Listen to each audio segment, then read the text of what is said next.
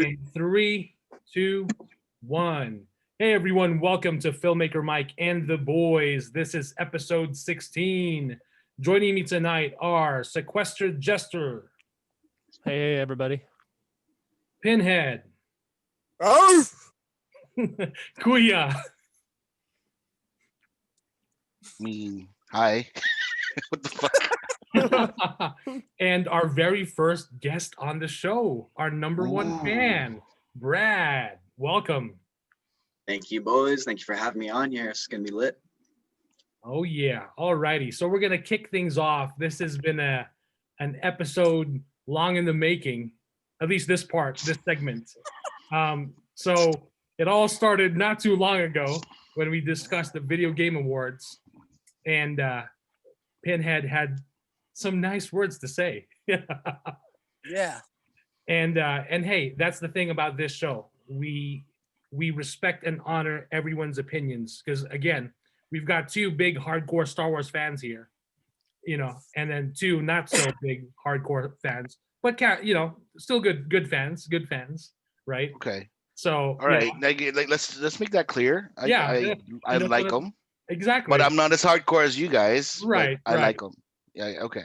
Exactly. So, and then of course, after that episode that aired with the video game awards, Brad sent us a DM on our Instagram, on our show Instagram, and he requested he would like to guest on the show and discuss with Pinhead. And we all agreed that it would be a good way to have a discussion because we're all about discussion. I mean, that's why we're doing a podcast. We like to discuss and argue, of course, with respect. And we basically want to be able to express our opinions and why we think something is beloved, or why we love something, or why we don't like something. So we're gonna kick things off. So who'd like to go first? Would Pinhead like to go first, or will we have Brad go? I think might be Yeah. I think it's only fair that Brad goes first. Right, because I think also he wet his huggies first, so let him go first. and I also think our listeners have heard a lot from Pinhead. So Yeah, you exactly. You've heard enough from me. right. Let's hear from the fanboy. I'm gonna put myself on mute. So No, don't do that. Are we talking about just Last of Us 2, or are we gonna go over like the Game Awards in general? Like, we'll get into the Game Awards afterwards. Yeah, We're talking about Last of Us Part 2 in general, and your overall thoughts and why you think it's a 10 out of 10 masterpiece and it's the greatest game that ever came out since the dawn of games. That's what we want to hear from. well, I can't quite argue that opinion because I don't think it's that great, but I do think it's very good. Okay, so but you have said masterpiece, so that's why I said. I was probably just like get under your skin. And It's close though. and masterpiece in everyone's definition, that would be a 10 out of 10. So you called it a 10 out of 10. You called it a masterpiece. You thought it's the greatest game since sliced bread. Why is that? Because you called me out in fairness. You called me out in your voicemail and said, "Why? What are the facts of why I hate it? And this and that." So, like I said, I took my mask off. My question is to you: why is it a 10 out of 10 masterpiece? Why do you blow a load in your Buddy Lee dungarees and think it's so great that it's the greatest game of all time? Why is it, in your opinion, the greatest game of all time? I think it is a very great game, and let me explain why. We'll kind of get back to that voice message critique that I left a little later, but had probably a couple words to say about that one, boys. But Last of Us 2, yeah, I love this game. I think a big reason why everyone hates it is because of all the leaks that dropped. Not saying everyone just read the leaks and were like, okay, well, fuck this game. But I think the game works a lot better in practice than it does on paper. which really sucks because there are people like you, Pinhead, that actually played the game and didn't like it, and that's fine. But there's also people that just read the leaks and didn't even want to fuck with it, which really sucks. And But- I will go, not to interrupt you, but I will go on record. That's one right off the bat where we agree. That does suck because you're not entitled. If you didn't play the game and you just read the leaks, you're not entitled to an opinion. So go on. Right. And some of the leaks weren't true.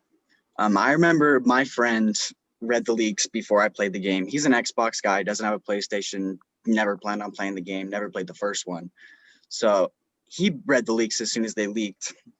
And I was telling him, stay the fuck away from me. I don't want to hear it, blah, blah, blah.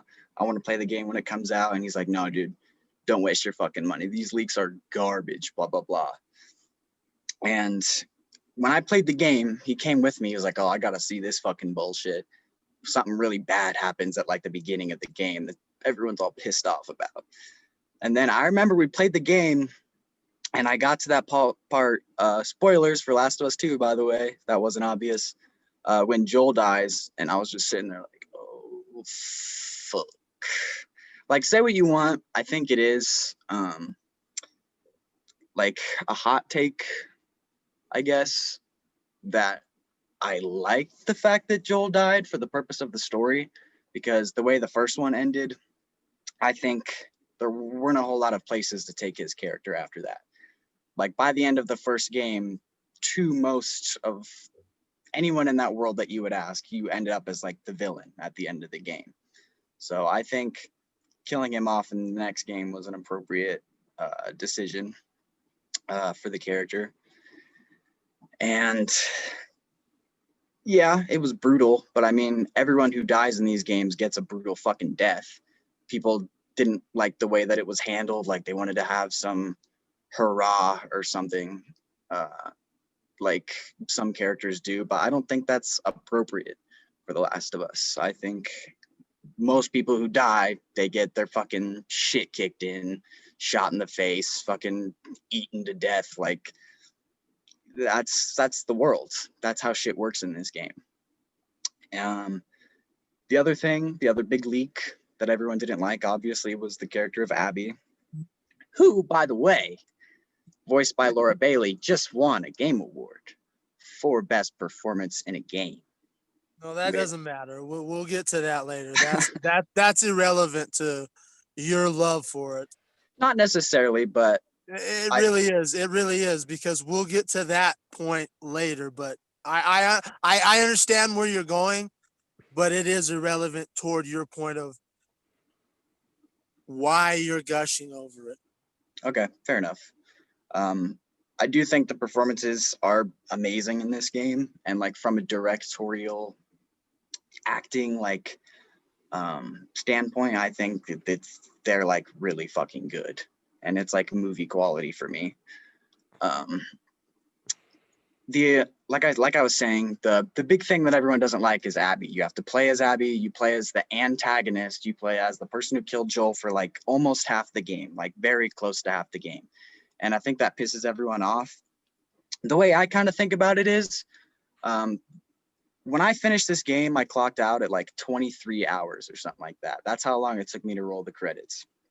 I wasn't looking for all the coins and all the collectibles and shit. I don't really like to do that. So I just Yeah, exactly. You weren't doing, just like me, you weren't doing Yep. the completionist bullshit. You were just doing the story. Most games I do like to complete, but not this game.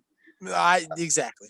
It's just repeating the same levels over and over again to go find the collectibles. Not my favorite thing to do. So it took me 23 hours to roll the credits. I don't know how close you were around that time. I got about 25 hours in, so. Okay. So that's about like double of what the first Last of Us length is.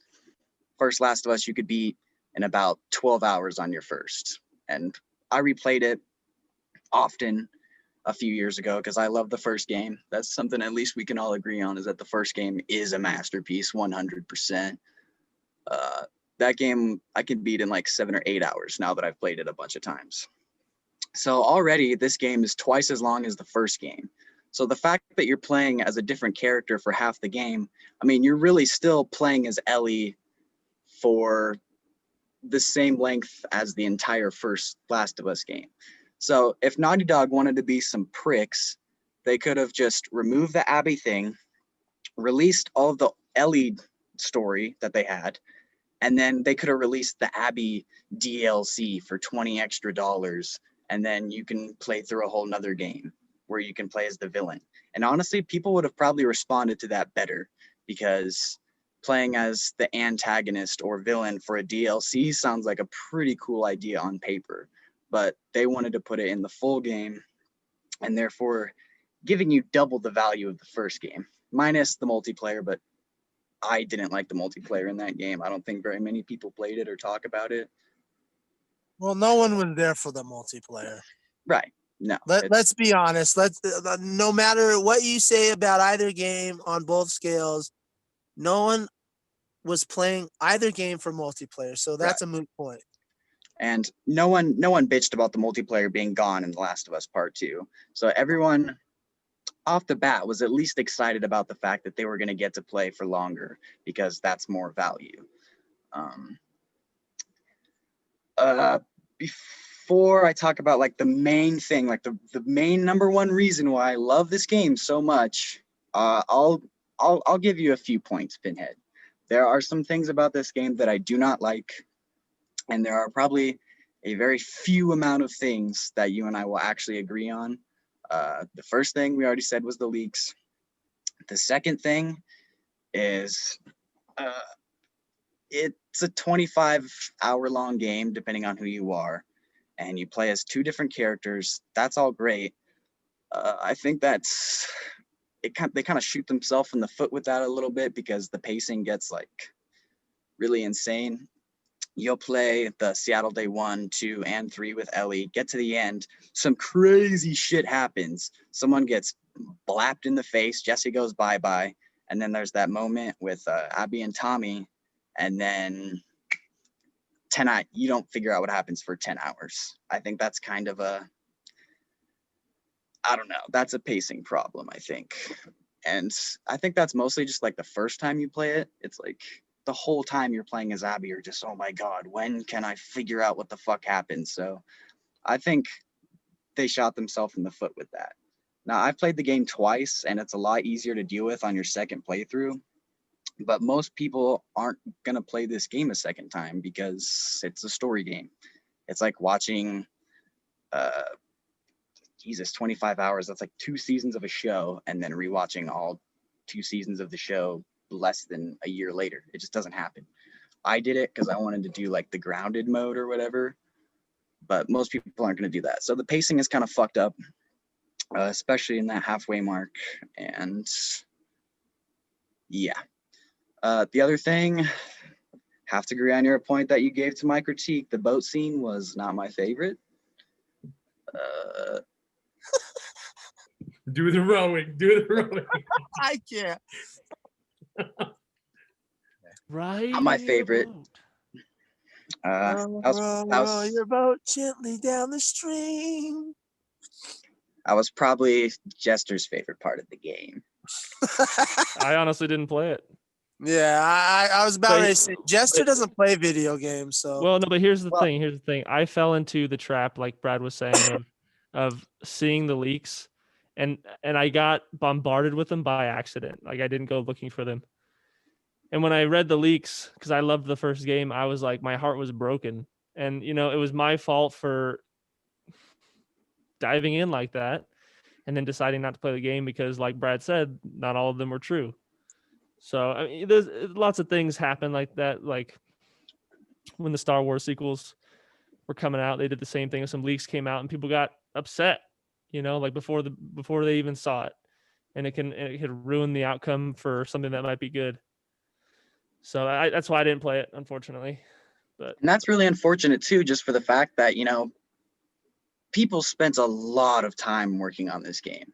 Like, whether you like the storyline or not, the the work that went into this game is insane, between the graphics and the performances and like just everything that's super artistic or whatever about this game. Like people went into a lot of work to make it the way it is. So the fact that people just threw it out there and it was immediately just garbage is insane. And Last of Us 2 already sold pretty fucking good. Like, imagine how much better it would have sold if these leaks didn't come out. Like, it tanked the game, even though it didn't end up like tanking the game. Yeah, hurt it that bad, right? Yeah. Yeah, and I think I speak to that. I haven't played Last of Us Part 2. I have played 1. I still need to finish 1. But now I'm really interested. Once I finish 1, I want to play Part 2. So we were just discussing on The Mandalorian the whole fact that Baby Yoda didn't leak before season 1. You know, but I do remember last year before The Mandalorian season 1 dropped, I do remember reading something about a Baby Yoda in the show, but it wasn't confirmed, of course. I took it with a grain of salt, forgot about it. This was months before the show premiered. And then when the first chapter dropped, I watched it. And then at the end, we get the reveal. And I was just like, oh my God, that leak was true. It was crazy. In a way, it's a good thing that I forgot about it. I didn't pay attention and it didn't gain much traction. And that, you know, it caught mostly everyone by surprise because you had this phenomenon. And that's unfortunate that, yeah, and when you have those leaks, like you mentioned, and people like your friend will not even play the game or try it. It's basically like someone saying, oh, I tried this new place that opened up. They've got some good food, or they've got some not so good food. And then, you know, you're just going to go on that opinion without even trying it for yourself. Or like people like, yeah, with the leaks, whether it's a Star Wars movie or whatever, spoilers, who just listen to someone's review or opinion or critique and not even see it for themselves. So I am curious. So if you say, Brad, that you have some things that you don't like, is it still a masterpiece to you? Is a game still a perfect 10 out of 10 if you just said, quote, pacing is fucked up? No, I think this game's a 9.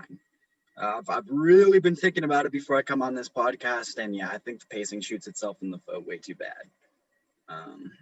And the boat scene really honestly probably knocks it like a 0.2 for me, if I'm being honest. Like, honestly, most scenes like that in video games are usually just like a no-go, unless it's like played for comedy, or you're The Witcher and you just get away with it for some reason and everyone likes you. But yeah, that scene was pretty unnecessary. And I'm a horny ass 18-year-old kid, so that's fucking saying something, let me tell you. Yeah, and that's good that, yeah, because I just was thinking of I that. have a question. Clea, have you played the game? Yes, sir. You played Last of Us Part 2. Yes, sir. Okay. I just wanted to make sure. Why?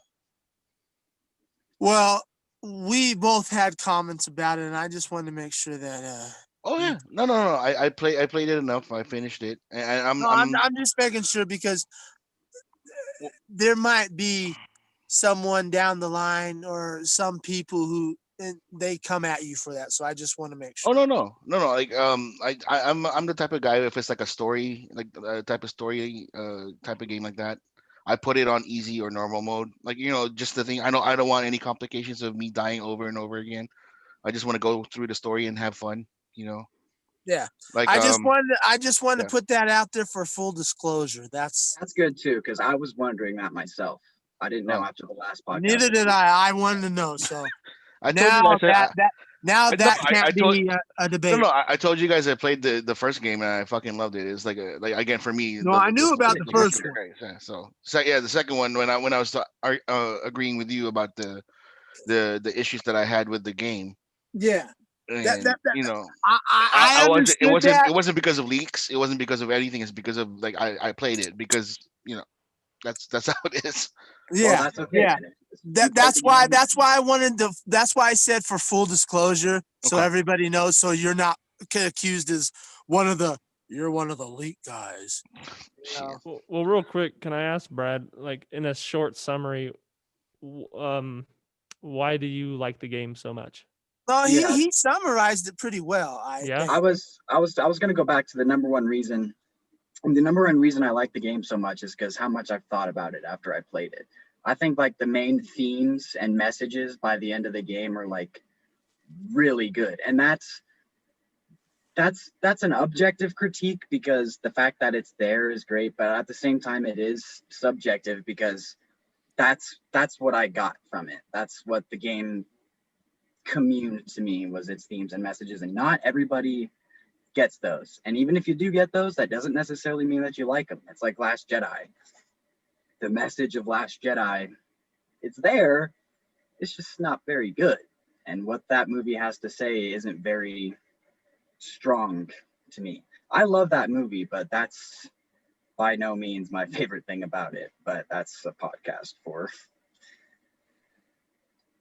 all of your podcasts before this one. But I was gonna say, dude.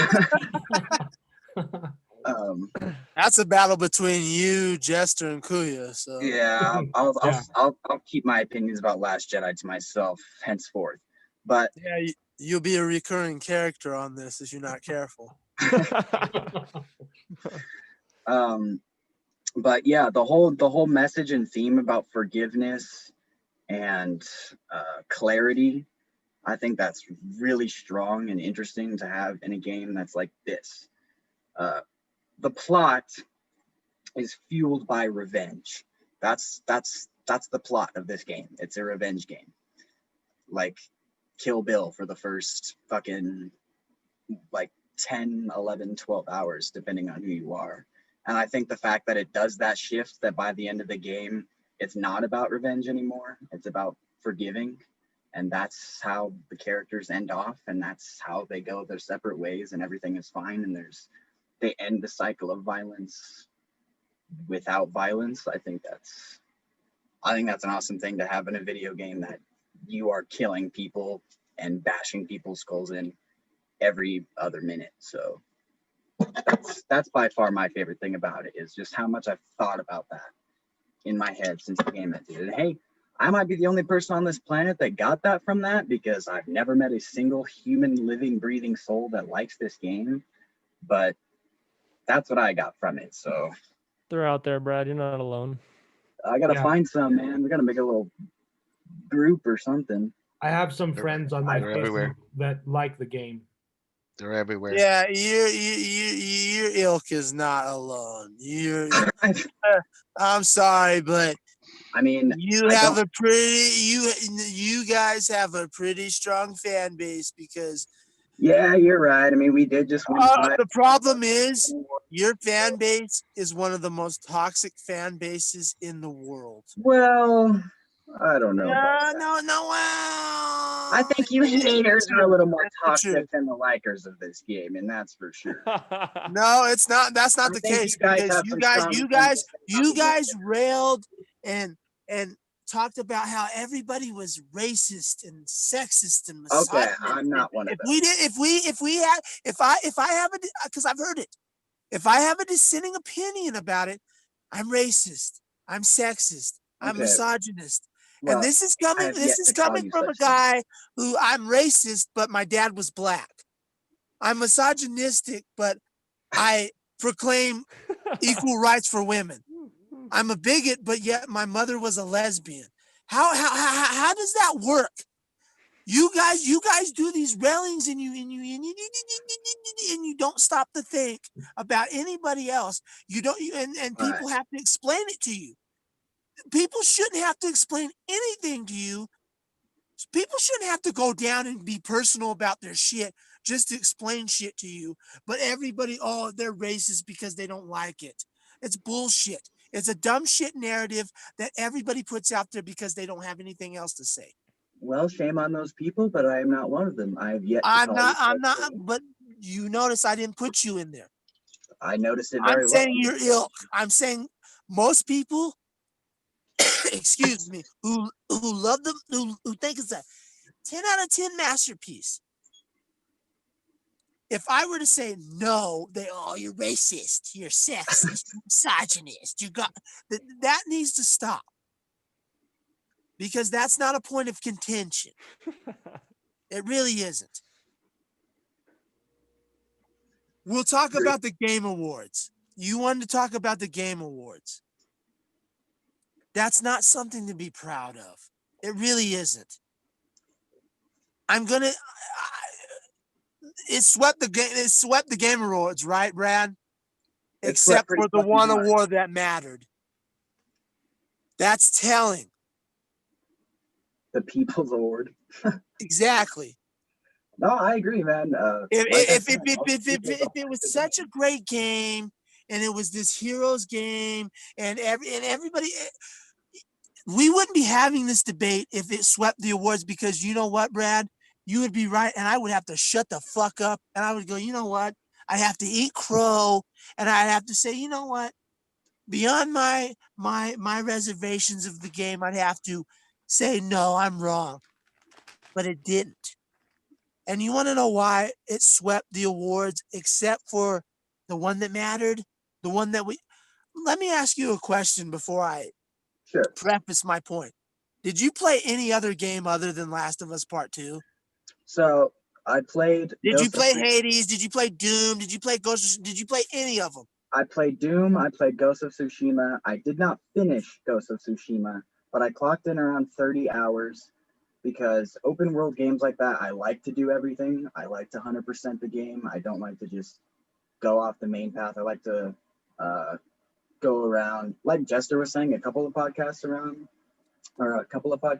when he played Skyrim. Like, you're not doing the main quest the whole time. You're deviating for most of the game. That's what I like in games with Ghost of Tsushima.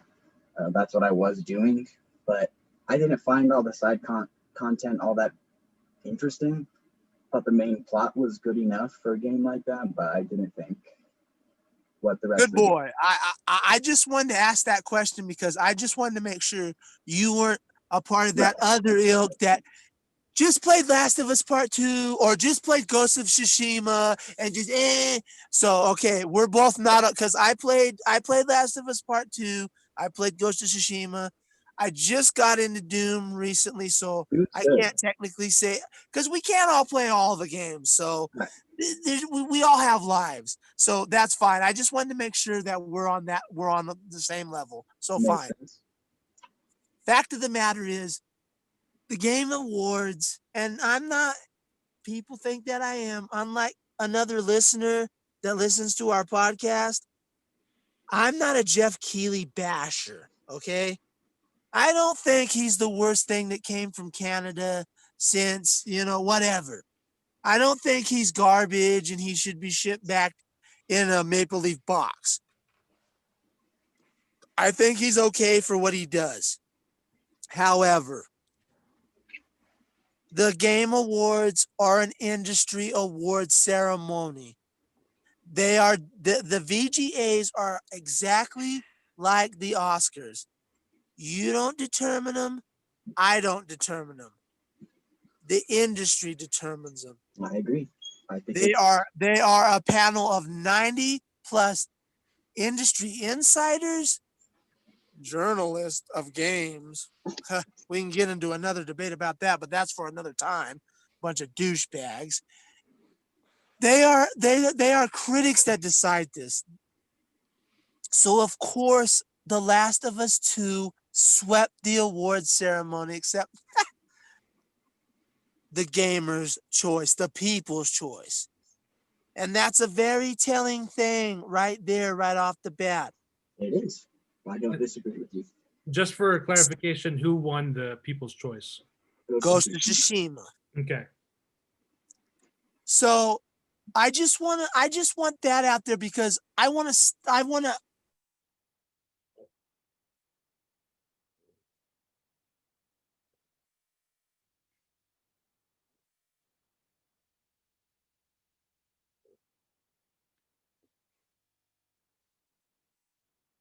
What I will say, that's why I got the Game Awards out. We're done with the Game Awards.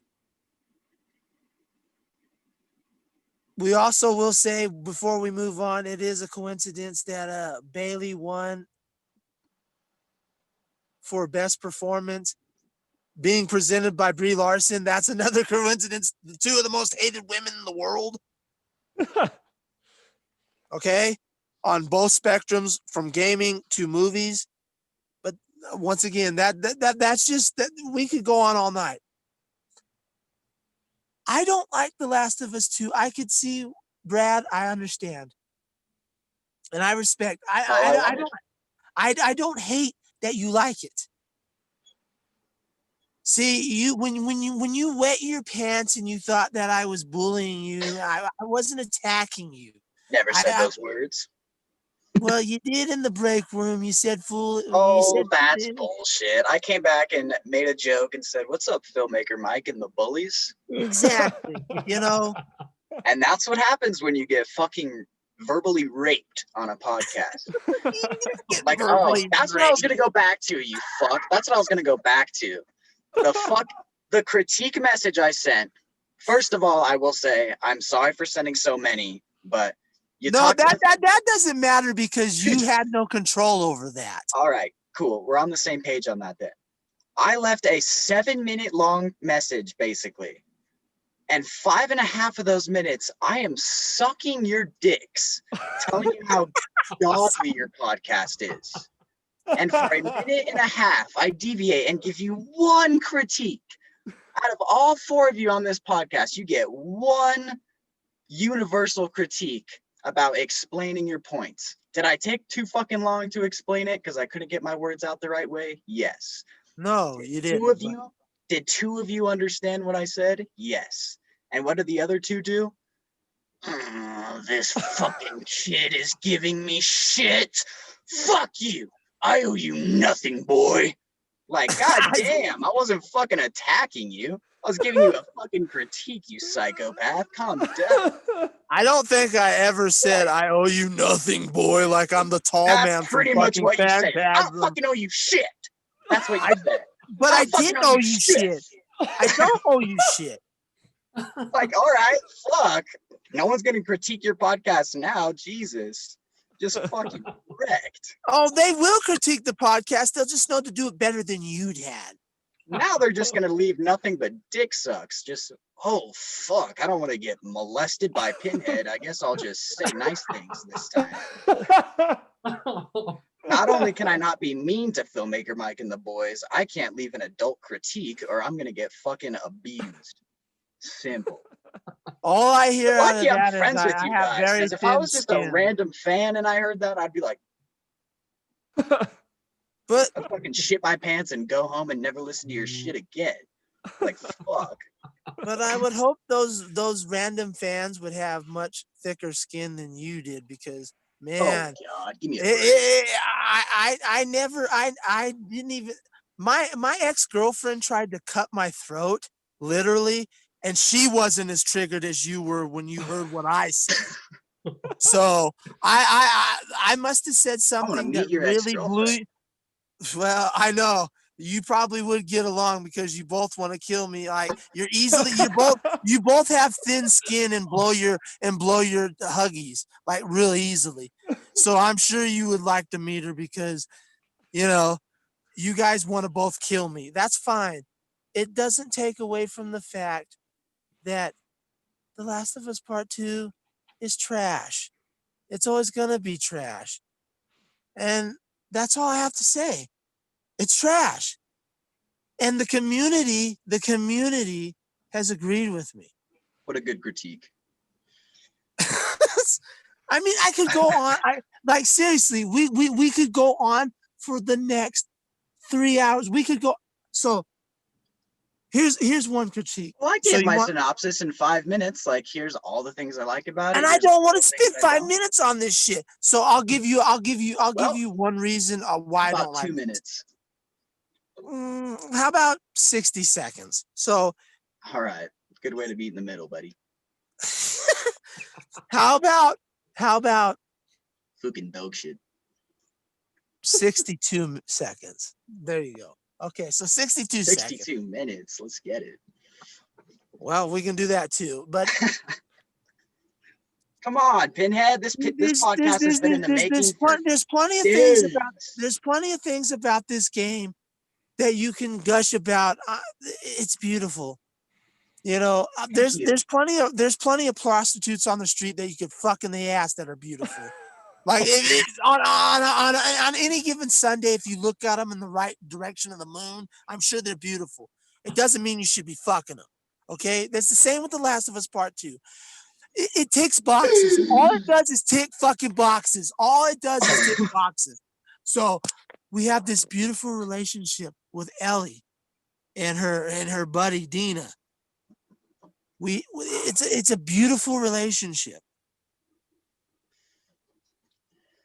What did it matter? If all we got to the end of the game when we got, well, I don't like the fact that you're Sorry, doing can you this. restart? I haven't heard a word you said since I across don't the like the book. fact that you're doing this for revenge. So I'm taking my baby and my love for you and I'm walking out. It turns into a soap opera. It's done. I was just waiting for the dun dun dun. Like you don't do that shit. You don't do that shit in storytelling. When I played Ghost of Tsushima, when I sat there every minute, every second, and like you, I'll admit it, I didn't finish Ghost of Tsushima either. I was pretty damn close, but I didn't finish it. But I guarantee you, I had far more better times anywhere with Ghost of Tsushima than I ever will have with The Last of Us Part 2. It is the worst game ever created.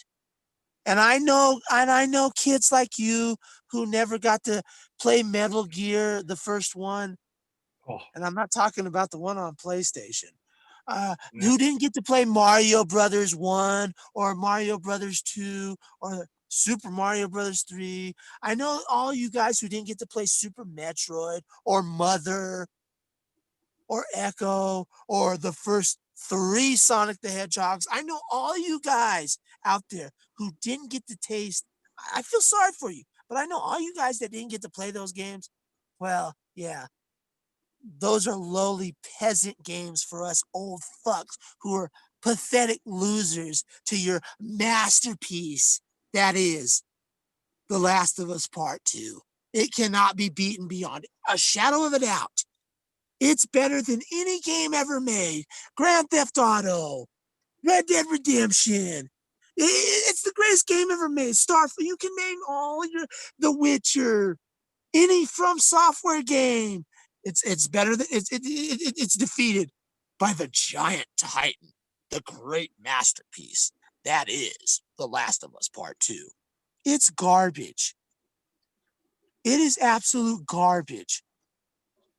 And the fact that everybody is gushing about it in the gaming journal industry just proves that it's garbage. Because these guys are pseudo fans that don't like The Last of Us. They like Neil Druckmann. They like licking his lollipop, just like Brad does, just like all of his ilk. They all love licking Neil Druckmann's lollipop and saying how he's this great visionary, how he's something greater than H.P. Lovecraft, greater than Edgar Allan Poe. He's the greatest storyteller ever. He's better than Spielberg. He's better than King. He's better than anyone you can name. He's a master storyteller. Okay.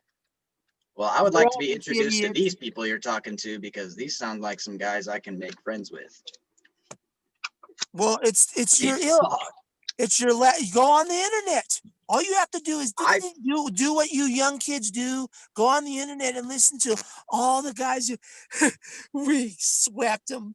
We got them. We got them at the VGAs. We got them. Look at them. Now they can't say nothing. Even Neil Druckmann did it. Even Neil Druckmann went when the oh, boys so would went, you. If you won fucking like 7 awards at the would Game I? Awards, you know you'd be like, boys, we So did it. so if I was a developer, I would before the voice of the Game Awards goes and go out to the people and go, you know, if you vote for my game, that silences every hater across the board and puts them on caps lock. I would do that. Then you don't know who the fuck I am because I A wouldn't little do that. different from what I said, Chiefer, but all right. That's what Neil Druckmann did, buddy boy. That's exactly what he did. And you know what? He lost because of it. The people said, no, you fuck cuck. We're not gonna listen to you. We're gonna vote for the fucking Ghost of Tsushima, and that's what they did. Because they didn't listen to your hero, Druck Cuckman. They were tired of his bullshit. They were tired of his pretentious, I am the greatest writer that ever came since sliced bread. Move over, Shakespeare. I've written the golden compass of the greatest god of war. Shut the fuck up, you pretentious piece of shit. And your fans are pretentious pieces of shit too. Because they always bitch and moan when we have a dissenting opinion because we don't lick Neil Druckmann's lollipop. He's garbage.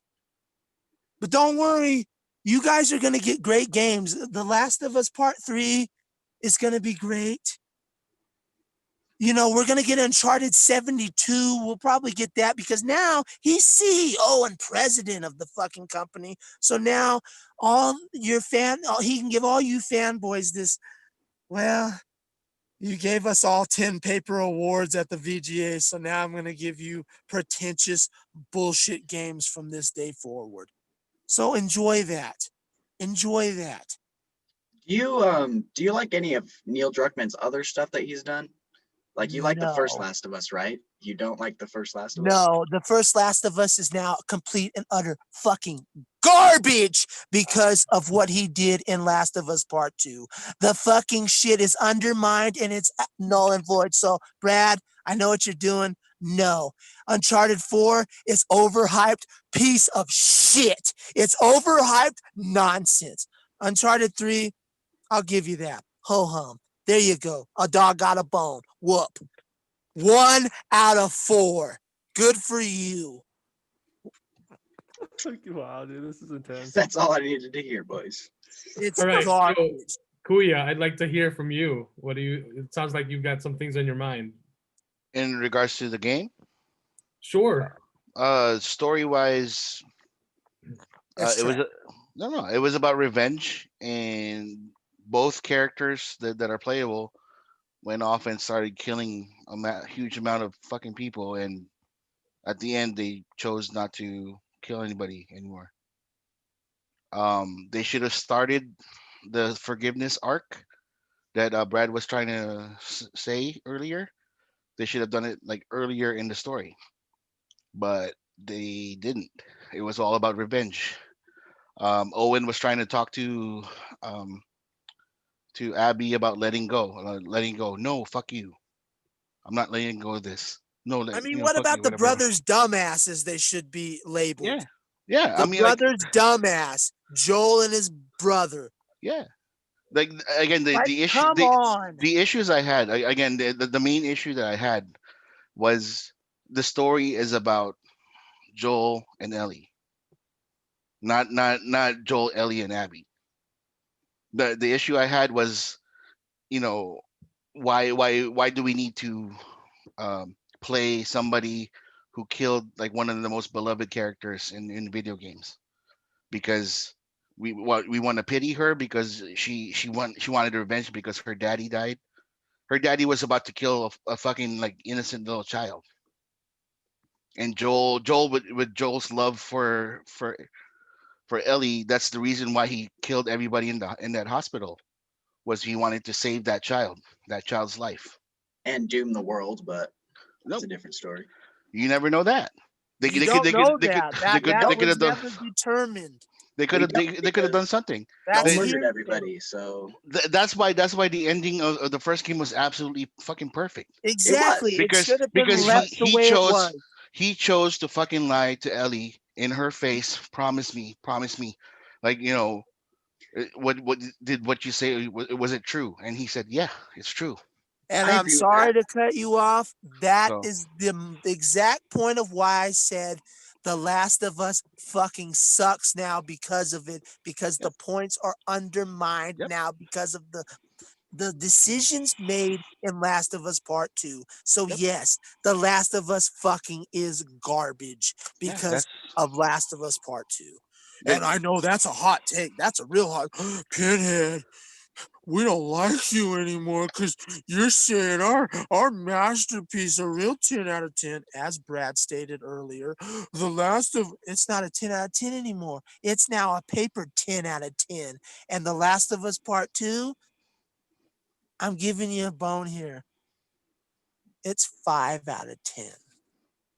I'm meeting you in the middle, Brad, average. just like you asked me. I'm There you meeting you in go. the That's middle. average. That's a 5 out of 10. There's The the middle for you. the, Thank the you. only the, to be honest with you, the only thing I liked about The Last of Us Part Two, like the story wise, Graphic. was no, not the graphic. Story wise, it was the when they were in that empty uh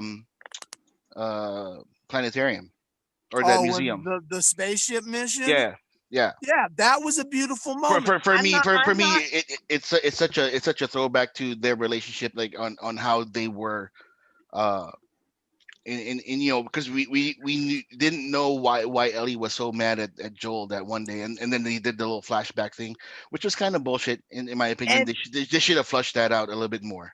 and You know, maybe okay, and maybe this is my bad and maybe this is what made Brad shit his fucking huggies and all his buddies like really get mad.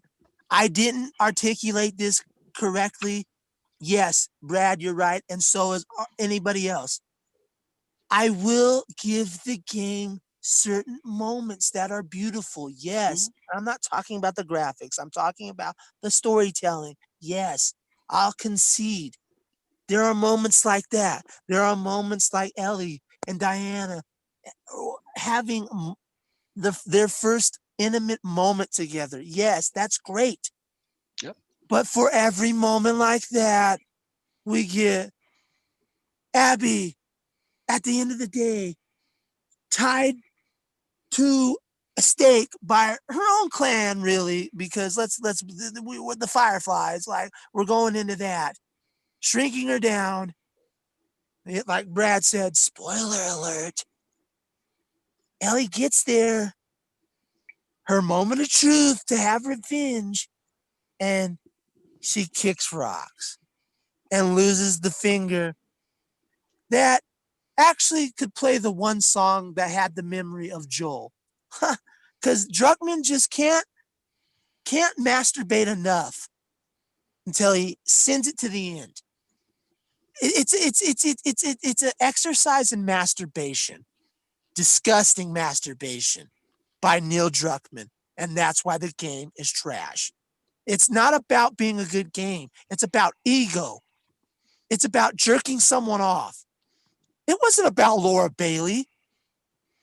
It wasn't about any of these people that participated in this game. Not about the And I developers. single Laura Nope. Bailey out Yeah. because Laura Bailey got the most criticism, and I'm sorry, Laura, you shouldn't have. I agree on that point. You did not deserve that. However, you aligned yourself with a piece of garbage who you thought had, oh, I'm doing this because I believe in women's rights and I believe in equality. If you have to scream it to the mountaintops, it means you don't believe in it.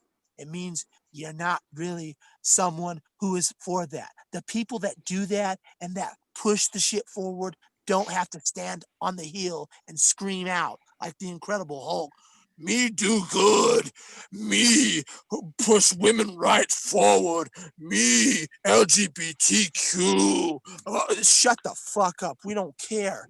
We want you to write a story that progresses the last story forward, and you didn't do it because you're a hack. And your fans, I love them, except for the ones that, you don't think Last of Us Part 2 is 10 out of 10? You're a bigot. You're a homophobe. You're a racist. Well, fine. Then I'm a racist. I'm a homophobe. I played the game twice, by the way. And that's thanks to Brad. I played the game twice, by the way. You know, because this bully had to make sure that he played it twice and made sure he was playing something that, you know, I wanted to see if I could come in my pants like Brad did the second time around. Yeah. But I didn't. I couldn't. I'm not a premature ejaculator over nonsense. I can't do that. This game is garbage, and I'm done talking about it. I've had enough of this game. And when Last of Us Part 3 comes out, guess what, guys? I hope you enjoy it. I'm not participating in it. I'm happy for Brad with The Last of Us Part 3, but I'm not doing it. This shit's trash. I don't understand why there has to be a debate of why this is trash. Like So- Nick said, anyone with fucking 3 brain cells can see why this shit is trash. So, I'm sorry. I think you put him in the I've oven had enough. now. I've had enough. Yeah. We've gone on way too Yes, long so- over this Last of Us bullshit. That's garbage. And this isn't even worth our time. Neil Druckmann, your product is beneath us. And the fact that we spent this much time on it is absolutely egregious. 60 seconds turned into like an hour. You beat me by 1 second. So what happens when we get the HBO miniseries? Fuck that miniseries. I hope they stick to the same story. So do Probably I, won't. so we can all piss on it. They probably won't. Well, I what if really the hope game Neil gets doesn't get them- his panties in a bunch and say, well, no one liked Last of Us 2, so I'm just going to change everything. Like, no, I hope he keeps the story and keeps Sticks to his everything that guns. made it. Nah, I he's hope gonna he change. sticks to his guns too. I really do. I agree with you, Brad. I hope he sticks to his guns too, because Good. be a man, you pussy. If you don't, then He's you gonna- really should get the baseball bat to your skull for He's fucking gonna up he's and gonna not change sticking it. to your guns. No, he's gonna change it so that the narrative of The Last of Us 2 would make sense for people. No. That's what's gonna happen. That makes perfect He sense. better and stand his ground, pussy. Can I ask what the results of the Game Awards were? So Last of Us took Game of the Year, obviously. It took an accessibility thing. It's like games for accessibility. Yeah, they made up a fucking award for it too. Yeah, it was like, They did. They fucking made up an award for The Last of Us 2 to win. I know what that award sounds like, but actually it's for like disabled people, and you can go into like the settings and tweak stuff to where if you're colorblind and shit, like Yeah, there was Ghost a of bunch of, Tsushima can do that too. So okay. Exactly. it wasn't as extensive as in the last. It was. Wrong. You're wrong. Not wrong. Yeah. I played you Last of are Us wrong. Part 2, and the second time I went through, there's like a little feature you can get on your like your little swipe pad on the controller, and if you swipe, it'll like highlight everything that's important in the room, and I kind of used it as like a cheap, honestly, but like for people that like need that, like it was there. I don't think it's like that much of a word to spend. All you're saying is you're worse than handicapped people. That's all you're telling me. That's what you're Sure. telling me. I Because did use it the as a fact cheat of the to find matter is everything there's in the game. handicapped people that didn't need that shit that could go through this. So that's a moot point. You're worse than handicapped people. Okay. Whoa, Okay, hold on. jeez. Hold on. All right, that was- But Jester, different. the People's Choice Award went to Ghost of Tsushima, by the way. Exactly. Okay. So It was like they were leading, or Last of Us 2 was leading by a mile, and for whatever the hell reason, the people said, you know what? I guess the votes, the mail-in votes came, and from the different the mail-in votes came from different states, and after all the counting of all the ballots, I guess Ghost of Tsushima won. okay, by a but mile. so but No, but Last of Us seriously, 2 won game of the year, right? Yeah. Okay. Okay. Yeah, it won because corporate- Direction, writing, performance. I think it won everything it was nominated for, except for People's Choice and except for music. So Art direction. I've got They the lost list here. art direction. Well, let Mike. Oh, read and the art list. direction. Yeah, Right, Ghost of so Tsushima took art direction. So I've got the list here, of course. So game of the year, narrative, art direction went to Ghost of Tsushima. Yeah. And then audio design for Last of Us Part 2, action Why? adventure, Last of Us Part 2, and then which is egregious. let's see. Hold on. Hades got action game. An indie game. Yeah. Performance went to Laura Bailey for The Last of Us Part 2. And they just gave it to her. Presented by Brie Larson. And then let's see. So innovation in accessibility is what Brad was mentioning. That went to Last of Us Part 2. Ghost of Tsushima was not even among the nominated Wow. for innovation in accessibility. The other games that were nominated is Assassin's Creed Valhalla, Watch Dogs Legion, Hyperdot, and Grounded. So, yeah. Okay. That's what I wanted to know. Yeah. Cool. All righty. Well, You guys feel better now? yeah. I guess. My goodness. The fact that we spent this long. You On spent the this topic. long. Let's just get that clear. No, you brought this up. So In 5 minutes, I explained everything I wanted to say, and then you went on for a 20-minute rant about the no, same. it wasn't a 20-minute rant. So don't do that. Don't do that. I can't wait to fast forward the podcast when I listen to it on Monday and look at the exact time. And Well, then you can see timestamp it. everything. You can All right. mail it. Oh man. I'll say 15 minutes and 11 seconds. 15 minutes or more in your car insurance with Geico. Yeah, Like I said, you brought this. I did. Because you're the 5 one. minutes. You're the one that shit your pants. I'm not the one. You're the one that shit your pants. You brought this. I didn't even want this shit. Let's You kiss and wanted make up. Let's kiss and make up here. Yeah, and that's why it's all done. we have this discussion. So Wait, I still want to know like why I was passive aggressive. okay, so we're entering new territory. Oh, Hold on. Let me bust out my actor. Oh, thing. here we go. We'll be here for another hour and a half. oh gosh. Right at the end. So Pinhead. So you missed the little talk that I had about the critique. I think you were gone. I saw you put in the chat there that you were doing some things to your wife, but Yeah. good job, by the way. Pretty slayer. But throughout the podcast that you guys did the critique thing, Pinhead was fucking not happy, very vocally not happy. Mm-hmm.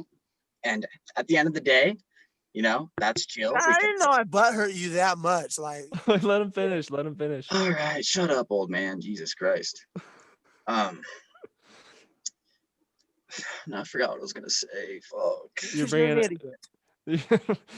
yeah, you were talking about how he Passive wasn't aggressive. clear. Passive aggressive. Yeah, thank you. Oh, right. So after Pinhead said what he did, I was like, okay, so he's a little butthurt.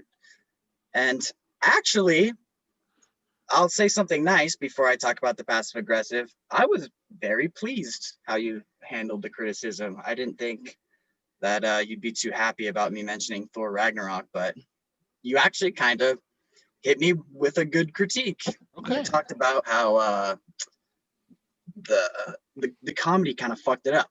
I never thought about that because I love that movie and I think it's funny as hell because it is like a comedy. Like they changed the genre to a comedy, action comedy. Like if you look at it, but I can actually get behind your point that the story might be a little too serious in terms of Asgard exploding in this. If you really think about the story on paper, it could be pretty dark, but I got your point. And I know you're a comic guy and you read Planet Hulk and shit. So this to you was kind of like a slap on the face. Like, nah, you're not getting Planet Hulk, get shit on. This is all you're getting. So No. I kind of understood it just a little bit more. Okay. But then you just had to wait all the way until the end of the podcast to be like, follow Sequester Jester. He's very funny. And follow Brad. He's very objective about things. So I was like, all right, there it is. the fact that he pinpointed that exact thing knows That's he was fucking passive aggressive for triggered. you? He was Are you triggered. serious?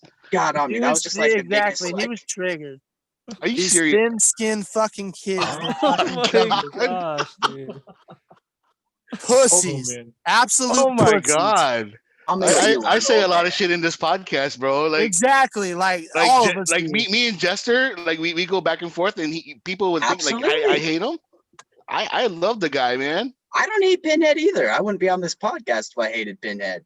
No, but I don't like, hate Brad either. Like, why so, would you why would you think I was passive aggressive when I said, oh, he's Hey, that's a little objective? bit passive aggressive. I mean, No, that's it just a little wasn't. bit I was like- saying you're very objective in things. I was giving you a fucking compliment. So you're telling me there was absolutely no sarcasm in that comment, and you meant it very seriously? You were like, "Wow, Brad's critique was so good.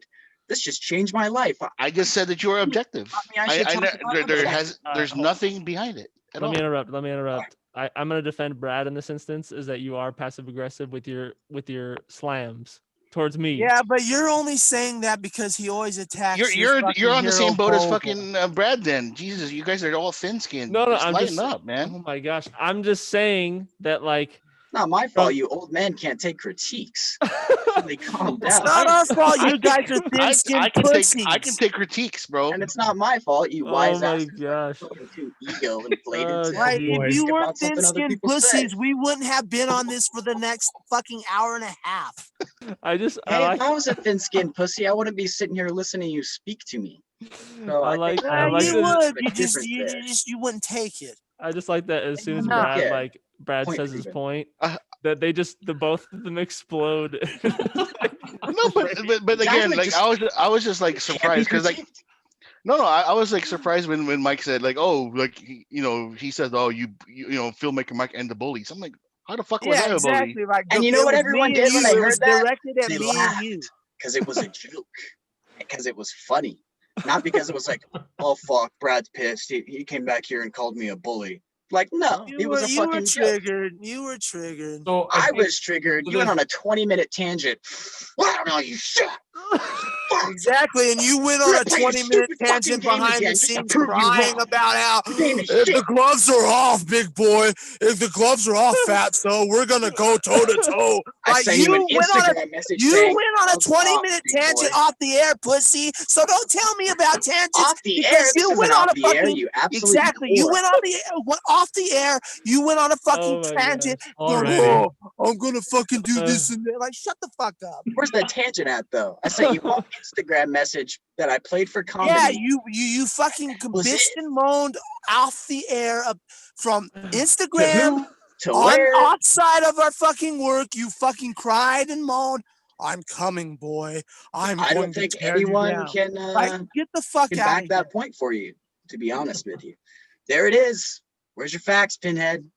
How the fuck do I need anybody to back it up when you the fuck were the one that said it? You Said dipshit? what? I sent you an You're Instagram. the one that fucking Fuck. pissed your pants. Oh my gosh! Holy crap! Alrighty. Yeah, So I think this- there's clearly a divide in miscommunication that's going on.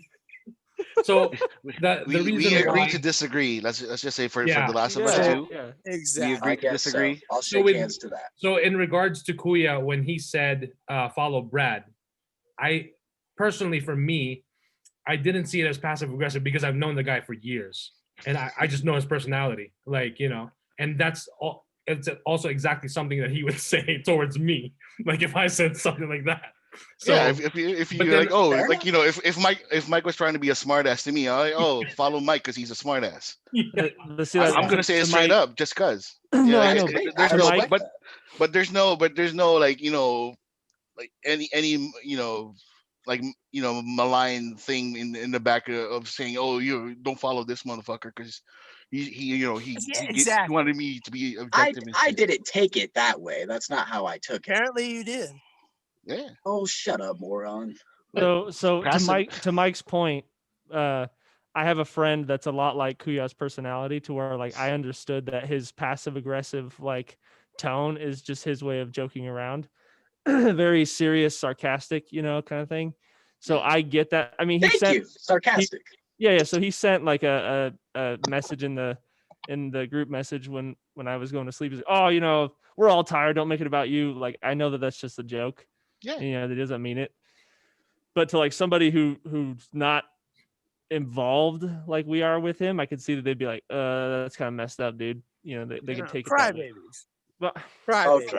they don't understand. I'm just saying they don't know him like that. Crybabies. If people knew me like love or hate me, people are gonna remember who I am. Let's Exactly. just say that Right. because And I the way I am in the podcast is exactly the way I am like everywhere. I respect that. That's At something. church, at church, at at like at the grocery store, at a podcast or anything. If somebody asks me a question, I will give them my answer. If they disagree, I want to know why they disagreed, and like I want them to, or I want to explain myself, and then that's pretty Yeah. much it. And I will be the first one to apologize to all those people out there, including Brad. I'm sorry I had an opinion. I'm sorry I had an opinion. I know you guys are better than all of us. I'm sorry I had an opinion. So I take everything I said back. I'm done. I didn't mean to say it. Mea culpa. Mea culpa. Let's shake hands and end this feud, and move Copy forward that. with Until The Last of Us Part 3. Oh no! Yeah, until The Last of Us Part 3, where I can fucking hit Brad over the head with a fucking baseball bat. No, and then Brad says like, "Oh, I fucking hate this. I fucking hate this game." And then like Pinhead's like, "I told you, he sucks." And then I'm gonna be the one who's gonna be like, I love The Last of Us fucking Part 2. Oh my god, it's Yeah, like watch, Star I Wars. swear to God, Mike, you're It's gonna like play the this Man of game. Steel. It's like the Man of Steel of fucking video games. Bro. I just, You're gonna play I this just- game and you're gonna fucking be on board with me. You're gonna want to do this whole thing again. I just think it's Oh, funny man. that Kuya is like, oh, passive aggressive, and then Pinhead's just in your face, and then Mike's just like, all right, moving on. Like every We time. spent way too much time on this bullshit already. Like, Yeah. Now let's- you. this is what no, you did too. So just shut the fuck up. This is exactly what I was afraid. stop, This is stop, exactly stop. what I was afraid would happen. Talking about this dumb shit game. Let's move on. Yeah, Kick let's this Alrighty. move on. fucking kid's rocks. Let's move on. Alrighty. Well, thanks for joining us, Brad. Yeah, thanks, but no thanks. Move the fuck out. Oh my gosh. Hi, Brad. For real, Brad. Fuck Thanks. Until the next time you Fuck rejoin him. us. Yeah. Fucking Before I go, I will say thank you for allowing me on the podcast. Thank you for having the conversation with me. It was very, very cool of all four of you guys to allow me on here, even though me and Pinhead do get on each other's dicks. That's because we're homies at the end of Please the don't day. say that. I love you, man, but please don't say that. That's a You very know Druckmann better. thing to say. Even if you're 18, you know You better use- than saying shit You like use a that. little more teeth than me, but just, You know good and well you're the bottom, bitch. Stop that. Stop that. Stop it. Oh look at man. Pinhead. He's on board. He's on board, boys. That's all And I that's want. and that's I'm exactly older than why- you. You're my stepson. No better. So that's exactly why we wanted you to join the show for this segment, because like everything else out there, in a very divisive world, and like lots of people just like get on each other without even bothering to listen to each other first, or like at And least no, like, I want to say something real quick. Thank you, Brad, for coming on. I'm proud of you. Like I'm happy you came on and stood toe to toe with me and kicked my ass and did all this shit. I'm glad you came on. So I'm proud of you. No one else will have the guts to do it, but I'm proud of you. oh, just wait till the next one. I'm We're waiting gonna for get- John Cena. I'm calling John Cena out. So fuck it. Fuck the bullshit. Fuck the bullshit. All right. Well, thank you guys so much. Kuya, good to meet you. Hi, Brad. Thank you for your I forgot. The word. By the way, Brad, Taika is directing Star Wars Thor- movie. No, Thor Love and is it Love and Honor? Love and Thunder. Thunder. Love and Thunder. Yeah. It's about a lady with cancer and a god killing butcher. So I can't wait for the fucking dick jokes again. So All right, let's All right, and with that, I will kiss you guys goodbye. Your podcast is Alrighty. fantastic. Bye. Like to keep listening. So, Take it easy. Thank you. awesome, peace man. Bye, out. Brad. Filmmaker Mike and the Boys. Wow. Oh, that was great. Oh boy. I just had to put that in, guys. I'm sorry. I didn't mean to. I had to do the Taika. We got connection another there. hour of topics to talk Yeah, about. you got news for us, Mike? Let's do it. Yeah. So how do we follow Woo! that out? No, let's just fucking go. Let's go. Yeah, let's Alrighty. go. So This one I thought was hilarious, and at the same time in the realm of what we do. So we've got the KFC Lifetime movie, a recipe appropriately titled "A Recipe for Seduction." Yes. So yes. it premieres tomorrow at 12 at noon at 12 p.m. followed by an Oh, encore shit. presentation of Feliz Navidad. So the Recipe for Seduction is a deep fried love affair brought to you by KFC and Lifetime. But that's And on cable, right? Yeah, on Lifetime. It's on Lifetime. Oh, Continue. man. Continue. But I'm sure it's going to end up on YouTube, or if they're smart enough, they're going to post it on their social media immediately after, because they know that it's going to get so much attention on social media. So it is starring Mario Lopez, and it says you won't want to miss this. So when I shared that poster on my Facebook profile, a lot of people and even the general consensus online were like, "Is this real?" Are you I'm fucking like- serious? I'm like, Yeah, really? yeah. The Pentagon confirmed the existence of UFOs, and you're gonna ask if a Mario Lopez KFC Lifetime movie is real? Not only that, you should never, ever, ever. There's two companies. You should never put anything past Lifetime or the Sci-Fi Channel. Right. They will So- fucking put. They will do anything, man. And Exactly. So just KFC. it is Bill. So KFC has the fried chicken firewood logs that they sell, that they started selling last year, and they're Mhm. selling it again this year. Those sold out, and they even have had special edition Crocs for KFC with like little chicken like dangling things on the Crocs. So- Okay, wait. I don't need to see, Mario Lopez giving that girl his log with his special blend of urban spices. I don't need to see this on Lifetime cable. Like, what in the world is Well, happening? We're gonna have to watch it for research purposes to talk about it and discuss. So Yeah, because Yeah. we're all gonna watch that shit Oh, somehow, some way. We have Oh, to. yeah. Please, can we do a commentary on it? We should. Like, we fucking should. For Valentine's, we should. For No, Valentine's. Okay, like, yeah. yeah, or It's- for I- And then yeah, we're gonna Valentine's. tag So the when shit is out the of release KFC and date? Lifetime so they can sponsor. When is the release date Okay. for everyone that, in case they want to watch? this is When is the this is on Sunday, December Tomorrow. 13th. Today as we're Today. recording. Oh, we're in the wee missing hours. it. So 12 p.m. okay. noon. So Wow. alrighty, moving on. Next, we've got Cobra Kai season 3. They Hell dropped yes. the first look and the trailer. So it's supposed to drop in the new year. So I'm assuming January 1st or that first week Mhm. in 2021. Now I binged the first season and I need to binge the second season. Julie, my wife, overtook me and finished like both seasons. So It's awesome. yeah, I love that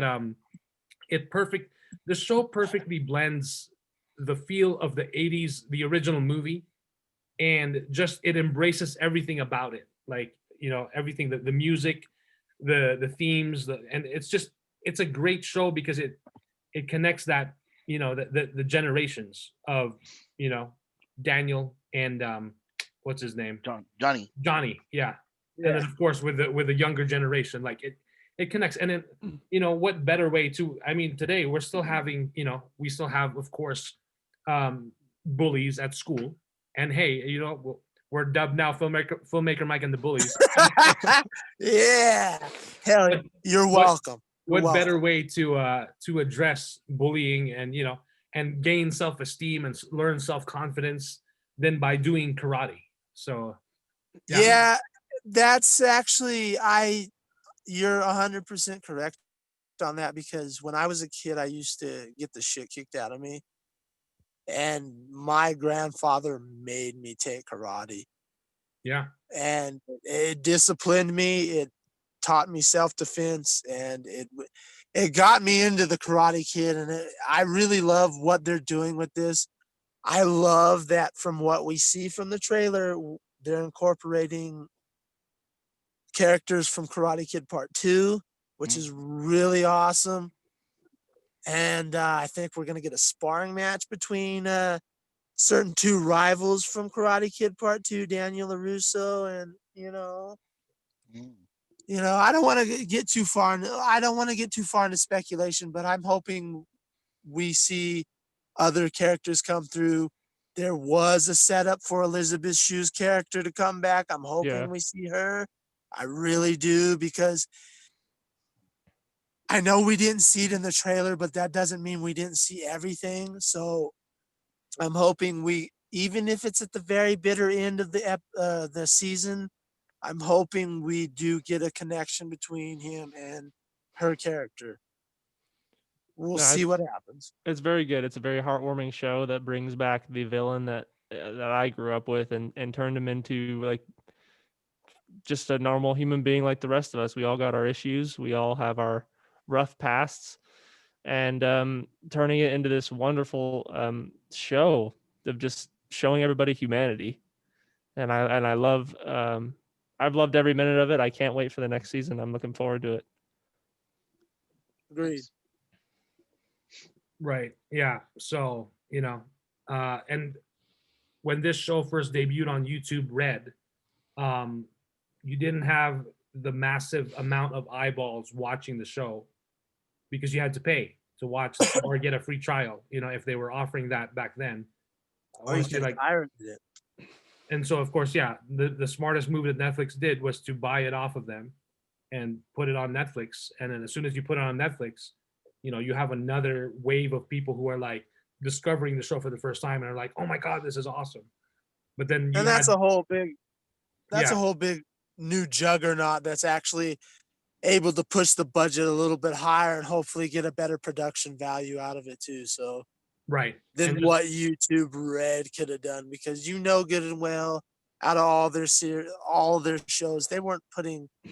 Even when you look back at Cobra Kai 1 and 2, that was the highest production value, and even that was like, okay, that was YouTube putting in the bare minimum. So Right. Yeah. So moving on, we've got, of course, after the fallout of the big announcement of Warner Brothers, not just putting Wonder Woman in 1984 day and date to movie theaters and HBO Max, a week later, they announced that they're putting their entire 2021 slate of movies, if I'm not mistaken, around 17 films straight to HBO Max the same day that they release in movie theaters, where movie theaters are functioning and operating. Christopher Nolan himself has slammed Warner Brothers on that move. So he says here, this is from CBR.com. He says they don't even, quote, they don't even understand what they're losing. And he says some of our industry's biggest filmmakers and most important movie stars went to bed the night before thinking they were working for the greatest movie studio and woke up to find out they were working for the worst streaming service. So that's in a recent statement to THR, which is the Hollywood Reporter. Now, with that initial statement, a lot of people, of course, online, particularly Twitter, that I noticed, did not appreciate his sentiments, of course, because in that quote, he's saying, the biggest filmmakers and most important movie stars went to bed the night before thinking they were, and of course, when you say that exclusive club of biggest filmmakers and most important movie stars who are literally making millions of dollars, won't lose any sleep, about that decision, are really unaffected. It's very ignorant to say. it really is. And let's be honest, when the first batch of vaccines go out, they'll be some of the first to get them because of their power and influence. Right. So the way before us, who guys like you, me, all of us who need it, they'll get it before us, and you're bitching and moaning. That's infantile. Right. And let's not forget the fact that his recent film, Tenet, as we know, he's a big auteur and he's pro, of course, the big screen experience. Exactly. It became the experimental project that Warner Brothers released back in August, in theaters that were open and globally as well. and people came out to see the movie. But of course, Exact- since the pandemic, we weren't able to. We're no longer able to currently pack a movie theater like we used to. So of course, your box office will be affected. Warner Brothers, of course, did admit that they lost money, but of course, they wanted to. They did this in order to please Nolan, because of course he's worked exclusively with Warner Brothers ever since. So that's something that they've been nurturing and taking care of. So now it'll be interesting to see what happens.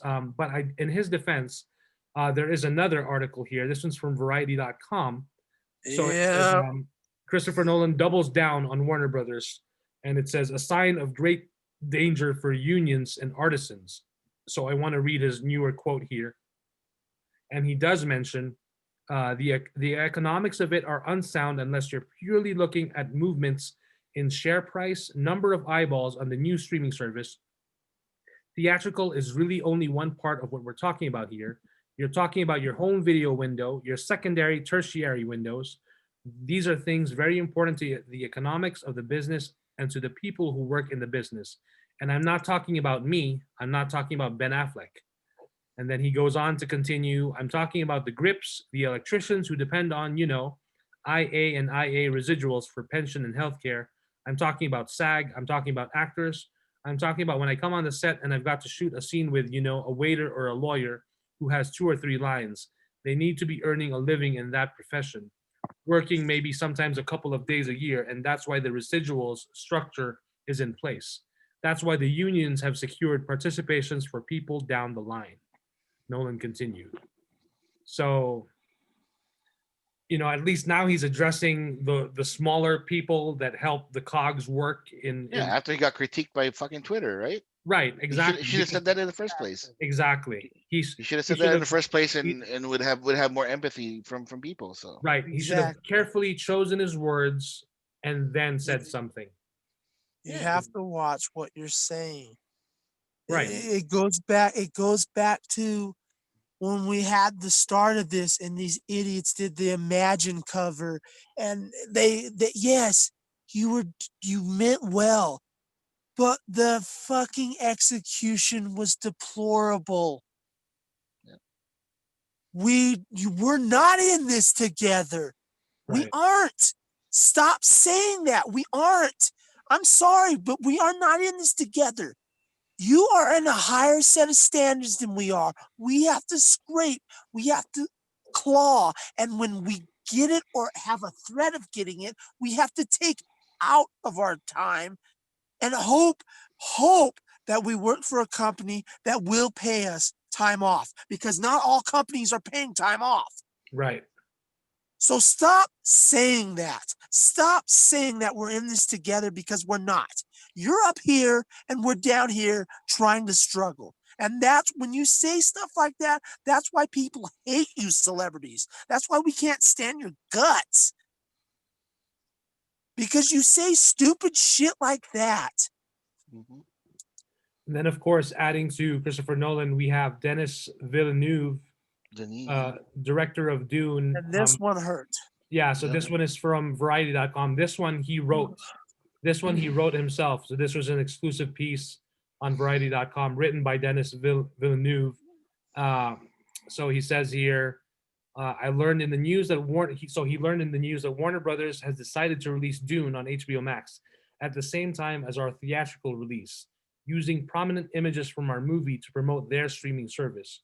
With this decision, AT&T has hijacked one of the most respectable and important studios in film history. There is absolutely no love for cinema nor the audience here. It is all about the survival of a telecom mammoth, one that is currently bearing an astronomical debt of more than $150 billion. Therefore, even though Dune is about cinema and audiences, AT&T is about its own survival on Wall Street. With HBO Max's launch a failure thus far, AT&T decided to sacrifice Warner Brothers' entire 2021 slate in a desperate attempt to grab the audience's attention. Which, in fairness, yes, that's what they're doing. True. Because right now HBO Max, actually there is another article that I read that since the Wonder Woman 84 announcement that it was going straight to HBO Max, they bumped up from about approximately 8 million subscribers for HBO Max to 12 million. So imagine Wow. 4 more million subscribers within 50% of the days. bump. Within Exactly. days, you know? And And the yeah, go ahead. the fact of the matter is this. All of us on this podcast know, and you can look down the episodes. I rail against corporations, yes. But we're in a different scenario right here. Mhm. Are you so okay? We're doing it for cinema. We're doing it for the fans. Really, are you? Because these corporations, yes, they're doing it for their own gain. Yes. Warner Brothers, they're in a substantial, almost trillion amount of dollars of debt. Yes, we get it. They are trying to gain out of it. But guess what? Chris, Denny, so are you. You're all trying to gain out of it. You say it's for the fans. Really, is it? What you are asking in this time, you're being selfish. What you are asking is people to risk their lives and go to the cinema to experience a cinema going experience and risk getting, while the numbers are spiking, risk getting a virus. Yeah, maybe you won't get it. Maybe you will. You don't know. And Yeah, you're so asking people to risk that instead of staying in the safety of their own home with their families. That's selfish. so I want to continue here. He continues here. I'm skipping a little bit. I'm not reading the entire thing because of course it's too long. But he says here, public safety comes first. Nobody argues with that. Which is why when it became apparent the winter would bring a second wave of the pandemic, I understood and supported the decision to delay Dune's opening by almost a year. The plan was that Dune would open in theaters in October 2021, when vaccinations will be advanced and hopefully the virus behind us. Science tells us that everything should be back to a new normal next fall. Dune is by far the best movie I've ever made. My team and I devoted more than 3 years of our lives to make it a unique big screen experience. Our movie's image and sound were meticulously designed to be seen in theaters. I'm speaking on my own behalf, though I stand in solidarity with the 16 other filmmakers who now face the same fate. Please know that I'm with you and that together we are strong. The artists are the ones who create movies and series. I strongly believe the future of cinema will be on the big screen, no matter what any Wall Street dilettante says. Since the dawn of time, humans have deeply needed communal storytelling experiences. Cinema on the big screen is more than a business, it is an art form that brings people together, celebrating humanity, enhancing our empathy for one another. It's one of the very last artistic, in person collective experiences we share as human beings. Once the pandemic is over, theaters will be filled again with film lovers. That is my strong belief. Not because the movie industry needs it, but because we humans need cinema as a collective experience. So he goes on, but Yeah, yeah, exactly. I read that article too, and I understand what he's saying. I get that. I hope we get there. I don't want cinema to die. No one wants cinema to die. No one in their right mind, because it's a great experience. But the right. fact of the matter is this: we don't know what 2021 is going to provide for us. We don't know. We don't know. This could be a even worse year than this last one. Heaven forbid, heaven forbid. But it could be worse. And you're expecting these studios to just sit on it like a rotten egg. They can't do it. They have investors, they have banks to uphold to. They cannot do this. They Yeah. cannot just sit there and go, oh well, we'll wait and see. It, what happened? Well, so let's say they stuck to your guns. What happens if the theater numbers get reduced even lower? All those grips that you guys are talking about, all those caterers, Be fired. they no longer exist because they can't afford to pay them at all. Now they have to go extremely guerrilla. And now that means all those people are completely wiped out at any hope, at least this way there's somewhat of a say. It's not the best. It's not the best. It's not the best. It really isn't. But it's what we got where we're at right now. Right. I think part of his frustration is also coming from the fact that he found out on the news. He wasn't told. And that I agree with. That I 100% agree with. Yeah. That's dirty. You should have, especially someone who has been loyal to your company. You should have done him better than that. I don't disagree with that. You should have done him better than that, especially him putting his heart and soul into what he believes, especially before this pandemic happened, because Dune was set up way before this pandemic happened. Mhm. He put his heart and soul into what he thought was going to be his masterpiece, a real masterpiece. Yep. And it's not going to happen because of a shitty virus. It sucks, but it's the way it is. No, I mean, like if There's nothing people, we can do about it. no, if people, if the whatever the cure is or whatever the thing that they're passing out now, if it works and it gets to enough people and there is some sort of herd immunity and all that shit, and people are allowed to watch movies again, who knows what Warner Brothers or AT&T will decide. Like they said right now, like 16, 17 movies are going to be out, but the only thing that they promised right now was Wonder Woman 84, right? Well, they already So- committed the entire 2021 slate. No, I mean, but they can rescind that. They can just say, hey, you know what? We love the movie thing.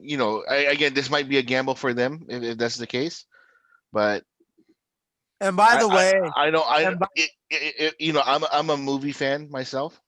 If Denis Villeneuve and Christopher Nolan says I need to watch it in the movie theaters, I will watch it in the fucking movie theaters. But why?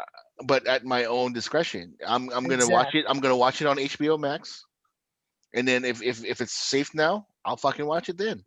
Right. So And I just like to say one thing real quick, and then I'll shut up. If this succeeds and Disney Plus follows with the same kind of pattern, ladies and gentlemen, I want to see that same energy and criticism for Disney Plus. Don't just do it for Warner Brothers AT. Do it for them too. Yep. But you won't. I bet you won't. They won't. And that's why Disney was smart, because they waited till somebody else pulled the trigger. That way they get all the, and then they're like coming up behind them like, oh, we're doing it too, and then they sneak by all, And then they'll take that critique of, oh, you guys are just following suit. Yep, right. Instead of being innovators. So Yeah, as far as exactly. So as far as Bullshit. Disney Plus, they're like we talked about in the emergency podcast. I think Jester may have left already. Then they're dropping Raya and the Last Dragon day and date in theaters and Disney Plus, but it's premium access. So Yeah. you gotta pay. You gotta pay the premium to see it. So and then just again for clarification, all the films that we're getting for Warner Brothers in 2021, including Wonder Woman, will be available exclusively on HBO Max for 1 month. After that 1 month is over, it It's will go gone. straight to VOD. So video on demand. You wanna watch it, you'll now have to pay like $20. Yeah, and which is money for the studios, right? Right. Okay. So and that's why, yeah. So again, the question, the thing is, like, these artists are just bitching and complaining because their shit isn't, like, done the way they wanted it to. Right. And again, when we look So- at the theater, the movie theater business model, it is more than a century old. Yeah. The fact that, when the music industry was interrupted by Napster and LimeWire, and people discovered, like, I don't need to buy a whole album now. I can just It's the end of download music. It's songs the end for of free. music, right? Right. Like, And that's why, like, you have to basically adapt or die. I mean, let's talk about Uber Exactly. and Lyft. Uber and Lyft, they interrupted the taxi transportation service. So yeah, there's still taxis out there, but would anyone want to work for a taxi company when you can use your own? Yeah, you're going to use your own vehicle, but you can set your own hours. You don't have a boss. I mean, how many Uber Exactly. drivers and Lyft drivers are out there? So And it's, furthermore, I just would like to add one cherry on the caveat. We're talking about businesses that are owned by people who have capital goes into the trillions. You guys want to save the caterers, the set dressers, the sound designers, the lighters. Put your money where your mouth is and put your money forward. that's Yep. right. You won't do it because you can't afford to put the loans from the bank alone would be astronomical, and all of you actors and directors and writers would be in astronomical debt that which would rival college students, and that's saying something. So unless you're willing to put your money where your mouth is with these giant conglomerates who are bad, yeah, they have the capital. So unless you're willing to match the capital or go past it and keep this business alive, please do us a favor. All due respect. Shut the fuck up. Remember that quote by Harvey Dent, Mike? That You either die a hero yeah, or either see die a yourself hero, in the see villain. yourself. Yep. There you go. Exactly. I love Christopher Nolan. I love Denis Villeneuve. So do I. So do I. The way they went about this, I was just like, It was childish. Yeah. I'm like, It yeah, really it's like, You- you know, I know you guys are wonderful directors, and you think that your platform is theaters and all that stuff. I swear to God, there's some places that I've seen and I've visited that have like a home theater experience. So like the maximum sound system, the prime sound systems, the THXs Right. We have and 4K all. televisions now. Like, Yeah. So I I don't live downstairs from people that have that same sound system, so I know what you're talking about Yeah. in the theater experience. So yeah. So yes, I have no idea what they're talking about. Oh, it's a theater experience. No, what you want fucking popcorn? Like we can make our own. exactly. for cheaper, and for not Oh my cheaper. God. and not So including with that also is the people that go to a movie theater, and then when the movie or the trailers start, they're on their phone and their screen is as bright as the bat fucking signal. You Yep. know, that you Exactly. can see from 50 feet away. And then when you tell Like, them to why fucking are turn you it off, it's like it's not even the movie yet. And I'm I like, hate Or that. those special people who can't get a babysitter and bring their crying baby in to a rated R film that they have no business being there in. Yeah, Mike. With Deadpool. I'm just kidding. oh yeah, right. Yeah. No, no. I'm talking about an experience where I had with Saw 4, where my God. a mother of two brought her 6 and 8-year-old to see it. man. They were bawling out of their eyes to leave, and she wouldn't let them out. Oh, Those geez. pieces of garbage. That's traumatic. It That's a lot pissed of me trauma. off. I almost, if it was a man, I would have knocked him the fuck out. Jeez. Alrighty. And then- So moving on. So this was back to a few weeks ago, beginning of December. But I do want to mention it here. So Monster Hunter, the movie, but with Mila Jovovich. The Monster Hunter premiere was canceled in China due to backlash over a racist joke in the movie. Ooh. So, and I was like really curious. And What's the joke? so the joke was so What was the joke? this was tweeted by Ludi Lin, who is a Chinese American actor from the Power Rangers. He was the Black Ranger from the most recent Power Rangers, and he was also in Aquaman. And he's in the upcoming Mortal Kombat movie by Warner Yeah. Brothers. So he tweeted, the joke is, look at my knees. And then the other character says, what kind of knees are these? And then the first character says, Chinese. And then he says, Chinese, Japanese, dirty knees, look at these, was a rhyme used with slant eye gestures to make fun of Asians.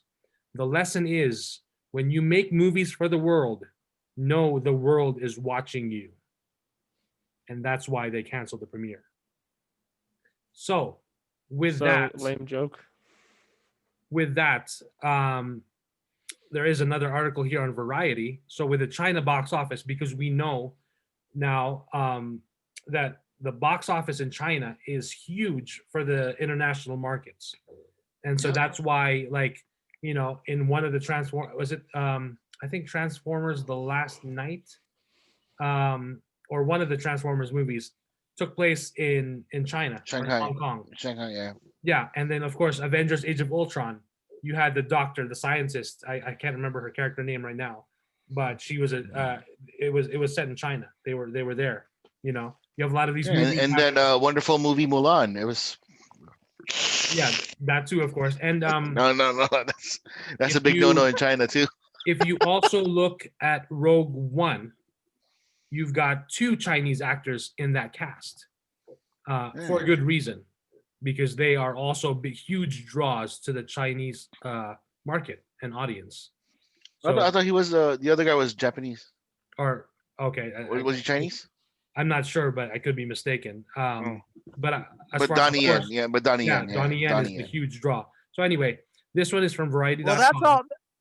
Huh? That's all well and good. Like, I understand where they're coming from, but they're a bunch of hypocrites because their history of black people ain't exactly the greatest. So, Right. With every So- race, dude.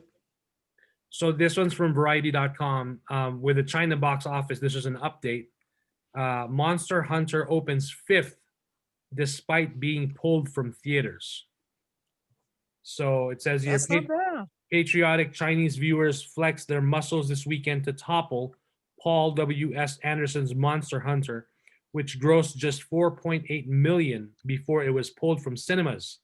So it did already open, and then of course, you know, the controversy with the joke, the racist joke happened, and they took it as insulting. It was insulting to the entire country of China. So Shit, for a Paul W.S. Anderson film, that's not bad. Maybe it might have broken the curse of the video game movie adaptation. yeah, so it says here, in a slow week, however, that was enough to net it at a 5th place open, even though cinemas had entirely pulled the title from their lineups by early Saturday. And then, of course, the result is assuredly disappointing, however, considering Anderson's previous China outing. His last film to screen in China was 2017's Resident Evil: The Final Chapter, which grossed $160 million there, 6 times more than it did in the US, making China the title's top-selling global market by a margin of more than $123 million. So imagine if that joke was just cut, if they just screened it to a test audience with a diverse, you know, audience, and then someone caught that joke and said, I don't like that because that's racist, and they cut it out, they could have made so much. The movie would have premiered. You know what? Somebody might have said something like that, but then they'd be like, you know, we're not going to edit that shit. It's whatever. You know, Well, that's why. That's- I guess this is studios- a good lesson for them. yeah, studios can fucking do that. And that's what happens. Like, that's what happens when you rely on that market. When you solely rely on that, you're at the barrel. You really are. It just sounds like it was a poor joke made in poor taste. I mean, Yeah. we do that. Well, we do that. on the show that we every can once in a all while, agree too. on that. Well, no, I'm just saying that like we can make bad jokes in the show every once in a while too. But like I'm just saying that I don't know. I don't understand what you're Doesn't- saying when it comes to bad jokes, man. All our jokes are funny. To us, they're funny, but I'm just saying that like that just sounds like a lame. Why would you throw a lame like nursery rhyme joke? It's because writers are bored with writing the same shit over and over again. This is probably like when And they're in also the middle. ignorance. They could have Let's been ignorant. Flat out let's ignorant. let's It make is let's ignorance. make It let's really make is. some let's make a light of this situation. This kind of a serious situation. Oh, let's just put something about knees. Because I'm just saying because like masters of their craft like Bill Burr could say some like really controversial stuff, and it'd be funny. You know what I mean? And like actually interesting. But then just to make a lame joke, like what kind of joke like that is doing in a monster movie? Nobody cares. It's just annoying. Like I was just like, I just think it's hypocritical because they're not exactly above reproach. Oh yeah, agreed, man. Yeah. So, I don't condone what they did. Like, that's not only is it racist, but it's lazy writing. Like it's the bottom of the barrel. But at the same time, devil's advocate, they're not above reproach. There are some of the most racist people on planet Earth too. So they're hypocrites if they're saying they're not. Right. All righty. So moving on, one of the biggest news in our favorite friendly neighborhood Spider-Man, Oh shit! comicbookmovie.com. Spider-Man Tokyo Drift, right? Nice. Well, I mean, Spider-Man, Spider-Man Watch Avengers, yourself. the Spider-Vengers. Yeah, Spider-Man. Everybody's included. Everyone's included, but the Spider-Man fans. I mean, I didn't get a call yet. I've been waiting for my call, like to So am I, man. show up to set. Like, holy shit! Everyone in Hollywood, it's pretty much like Oprah coming out like, you get a role and you get a role, and you get a role. Everybody gets a role. Pretty much. So this is from comicbookmovie.com. This was on December 8th. Spider-Man 3, Tobey Maguire, Andrew Garfield, Kirsten Dunst, and more confirmed to return. So earlier tonight, the news that Alfred Molina will reprise the role of Dr. Octopus for Marvel Studios and Sony's third Spider-Man movie was confirmed. And we now have an update. Those persistent rumors relating to a couple of former big screen Spideys. So of course, Collider's Jeff Snyder reports that the Amazing Spider-Man's Andrew Garfield will return as his take on Peter Parker, while Tobey Maguire is still in talks to reprise his interpretation of the iconic Marvel hero. That's not all, though, because Kirsten Dunst will be on hand as Mary Jane Watson, and Emma Stone is expected to step back into the role of Gwen Stacy. Spider-Gwen. This is really happening. Yeah. Because, hey, when DC Fandom Where's launched in the Miles summer, Morales at, man? when DC Fandom did their whole spiel in the summer of the Flash Multiverse. Flashpoint multiverse. movie will connect all our past DC movies and heroes starting with one of the big ones, Michael Keaton's Batman from 1989 and Batman Returns. Marvel and Disney thought, how can we make our next Spider-Man even bigger? So, and then of course we also got we also got earlier Jamie Foxx's episodes ago and months ago, Jamie Foxx posting apparently something on his Instagram where Electro will be coming back with 3 Spider-Men looking at Electro off in the distance of the New York skyline. So Doc Ock is coming back, right? So Doc Ock, Electro. Didn't he die in Spider-Man 2? We had this discussion already. He did. Okay. So did Emma Stone. Like Emma Stone died. No, but she could be Spider-Gwen. And So that's the best that's way. That's the best way to bring her in is not by coming like in as not the Andrew Garfield Gwen Stacy, but like a Spider-Gwen or something. Spider-Gwen. That is the best way to bring her in. Alfred Molina can come back as because there's a comic book where Doc Ock took over as Spider-Man for a while because Superior Spider-Man, right? Yeah, but I because think, Peter Parker died or something. Right, but I think you're gonna run into 3 Spider-Man are too much, are already a lot. If you add another one, you're also gonna confuse the audience that doesn't read the comics and be like, exactly, the normies. That's what bummed So when me is out this too, 'cause, projected? So this year, one, man. this one, they are filming right now. So next year. That's a good question. Sorry, I'm trying to look.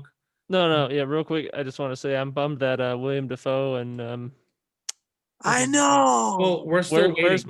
Where's my Goblin and my Hobgoblin coming in? Hell yeah, that's what I'm talking about. James Franco and Dafoe, man. Yeah, that's what I want, man. We're That's still what I waiting. want. The I green. mean- I agree, Dexter. The Green Goblin Hobgoblin team up. Hell yeah. Yeah, I want my Paul Giamatti as Rhino. Me too. yeah. With that Killing shitty Russian accent. Me With too. that shitty Russian accent, I'm all for it. Yep. Yeah. As far as those guys, I mean, man, we're still waiting for those to be confirmed because everyone, like especially from the original Spider-Man, loves Willem. I mean, those movies, a generation grew up They're with those awesome. movies, and this is way before the Marvel Cinematic Universe even began. So, Yep. and now there's They're also awesome. adding to all those casting rumors and updates, there's also Charlie Cox, who is Matt Murdock in the Daredevil Netflix series, was reportedly returning as Matt Murdock and Daredevil in the Marvel threequel. So in Spider-Man, he's supposedly, he will be appearing. Put So- Barenthal in there too, man. Come on. We want the Punisher. You We could want. chop it. Well, you could chop the profanity and the violence. Like, just give him a cameo. And that's why, because like if we look back to Spider-Man Far From Home, right at the very end, we see that Mysterio reveals Spider-Man's true identity. And so a lot of people were speculating that it would be the perfect opportunity for Matt Murdock to be Peter Parker's lawyer Huh, that's interesting. when he needs one, Very interesting. Yeah, so that would be cool. But how much do we know that'll actually We don't. can we be for sure that it's all gonna actually be in there? Because that's a huge burden for whoever's directing this. Right. If I'm not mistaken, it's Huge. John Watts, Yeah, I think you're Is it right. John it's Watts? who is Yeah. also going to be directing the Fantastic Four He's movie. got double duty. Ooh. So, but then I think That's Fantastic Four still has like Like, it's gonna be years from at now. least a man. few years. There 4 is years, a I mean. there is a I get meme- that, but as a creator, he's still gonna have that swirling around in his brain while he's doing that. He can't help himself. He Yeah, won't be able. I'll send you guys this YouTube video that I saw. Absolutely perfect way of reintroducing the Fantastic Four to the MCU. Okay, I'll send it to you guys on the private chat. I'll check it out afterwards.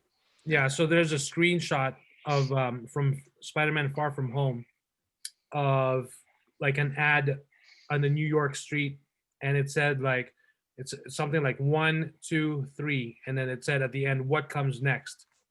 And then people were saying like, oh, could he have already known when they were filming Spider-Man that he would be directing Fantastic Four?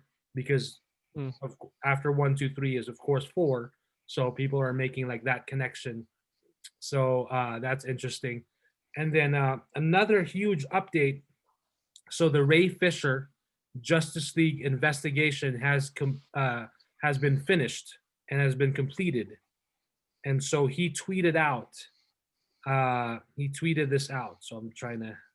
Hold on. This is Ray Fisher. This is the actor that plays Cyborg in the Yes. Snyder Justice League, right? Correct. Yes. Okay, just making sure. Yeah. So he tweeted this out. All right. So it said the following was relayed to me on behalf of Warner Media at 5 p.m. Eastern Standard Time today. So this was on December 11th. The investigation of Justice League is now complete. Number 2, it has led to remedial action. Some we've seen and some that is still to come. Those are in parentheses. So one of those that we've seen that he's hinting at is Joss Whedon leaving the show that he's currently working on HBO. So Joss Whedon made a statement that he left, but it was clear from that was part of the fallout, that it seemed like he was forced to leave because of what they found. And then number 3, it says, and the statement which truly belongs to all who participated in the investigation. It says, quote, Warner Media appreciates you having the courage to come forward and assist the company with creating an inclusive and equitable work environment for its employees and partners. There are still conversations that need to be had and resolutions that need to be found. Thank you all for your support and encouragement on this journey. We are on our way. More soon. So that's what he tweeted. And So then what exactly did Joss do? Yeah, that's what I want to know. So going back to when Joss Whedon took over the Snyder Cut, he obviously cut a lot of Zack Snyder's movie because, of course, the He credit didn't feel like still went to Zack Snyder, but he cut out a lot of Ray Fisher's character, Cyborg, a lot of the story. He wanted to even change the skin tone color of certain actors. and if I'm not mistaken, that's a lot of the black actors. That's So, really good. this is from Ray Fisher. And then we also had Iris West, who is supposed to be the love interest, and of course, the love of Barry Allen's life as the Flash, who had a scene, but now we're gonna get to see that in Zack Snyder's Justice League, because we're gonna see that entire scene where Barry Allen rescues Iris West.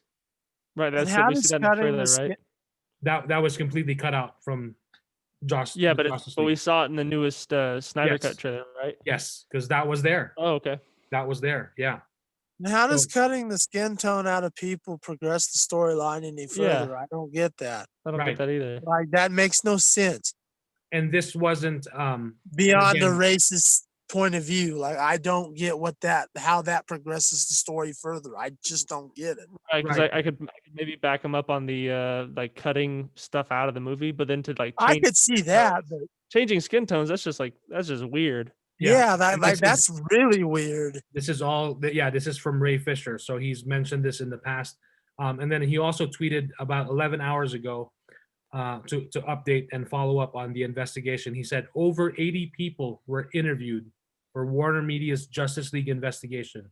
Yeah. A fair, thorough, and protected process for witnesses was the first and most important step. Ensuring that action is taken is the next. Thank you all. Thank you to all who lent their voice.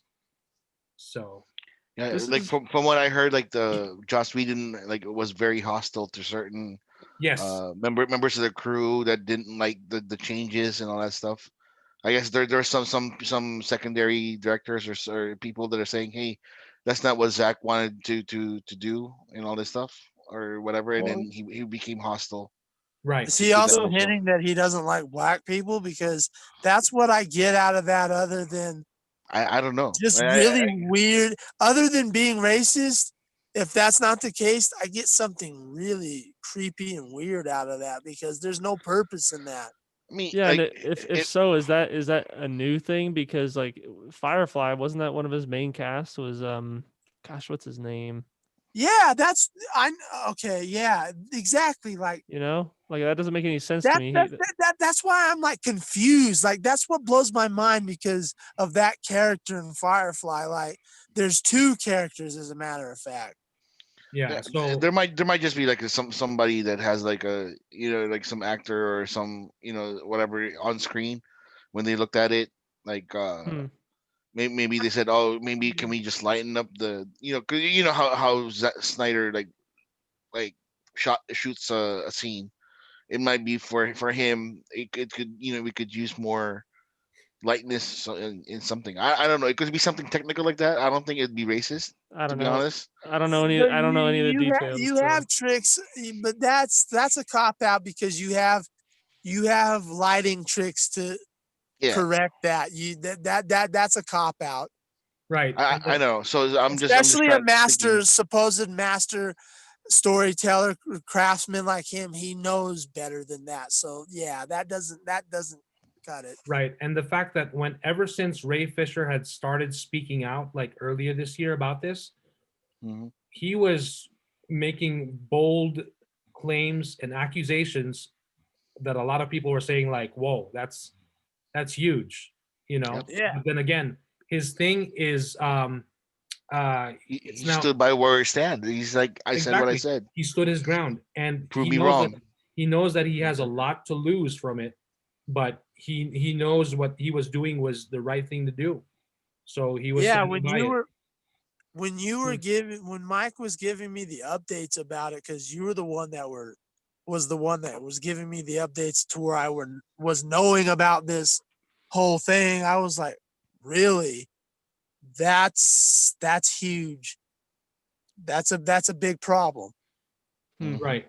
Yeah, and if you look at his Instagram, it's all there. He's posting about it. I'm trying to find the meaning for I can't seem to remember what because after each tweet and post it's like A over E, which I know stands for something. I just can't remember the exact words, and I don't want to misquote what A over E means. But yeah, It's all there on his Instagram. So adding to for clarification, the show that Joss Whedon exited from is HBO series The Nevers. So this is on Variety.com. This was on November 25th. So not too long ago is when he exited The Nevers. So there's a quote here from Warner Brothers. It said, HBO spokesperson said the show is still scheduled to premiere next summer. Whedon was the creative force behind the show and was set to serve as writer, director, executive producer, and showrunner. So this is the statement. It says, "We have parted ways with Joss Whedon. We remain excited about the future of The Nevers and look forward to its premiere," said the premium cabler in a statement. And then, of course, Joss Whedon had a statement of his own, and it said, "This year of unprecedented challenges has impacted my life and perspective in ways I could never have imagined. And while developing and producing The Nevers has been a joyful experience, I realize the level of commitment required moving forward, combined with the physical challenges of making such a huge show during a global pandemic, is more than I can handle without the work beginning to suffer. I am genuinely exhausted and I'm stepping back to marshal my energy towards my own life, which is also at the brink of exciting change." Whedon said, "I am deeply proud of the work we have done. I'm grateful to all my extraordinary cast and collaborators and to HBO for the opportunity to shape yet another strange world. The Nevers is a true labor of love, but after 2+ years of labor, love is about all I have to offer. It will never fade." So that's it. Sounds like a kid who got his hand caught in the cookie jar 10 minutes before supper time. Right. Yep. And when I was listening to Kevin Smith and Mark Bernardin break that down, Mark Bernardin, again, a writer, was saying from that perspective, like, if you get to make your own show, a writer and now a director and a showrunner just doesn't drop out like that. Exactly. That just doesn't happen. Especially after all the shit he had to go through with Buffy, and he dreamed of having that, and then Yep. he just drops out. Right. No. So, and that's why Ray Fisher hints that some of that we've seen, and then there's still more to come. Aside from Joss Whedon, we know that Jeff Johns is also involved, because Jeff Johns was involved in a lot of the changes to the Justice League. So, Yep. he was part of that. And unfortunately, man, Jeff Johns is a great comic book writer. Like, my goodness. That's what I heard. He revitalized The X-Men? the Green DC. Lantern. Green Lantern. Green Lantern. He made Aquaman. he made the Green Lantern universe like one of the best stories ever made. Aquaman. Right. And then he started. I think he started a little bit with the Flash, but I'm not sure. Yeah, if I'm not mistaken, Flash as well. But when you look at all the stuff that he's done for DC Comics, like, man, it's very impressive. He's come up with a lot of, and currently he helped bring Stargirl to the CW, Yeah. which also has been a huge success for them. So Wasn't that a passion project of his? yeah, because Stargirl was he created Stargirl. It was based on his sister who passed away. Yep.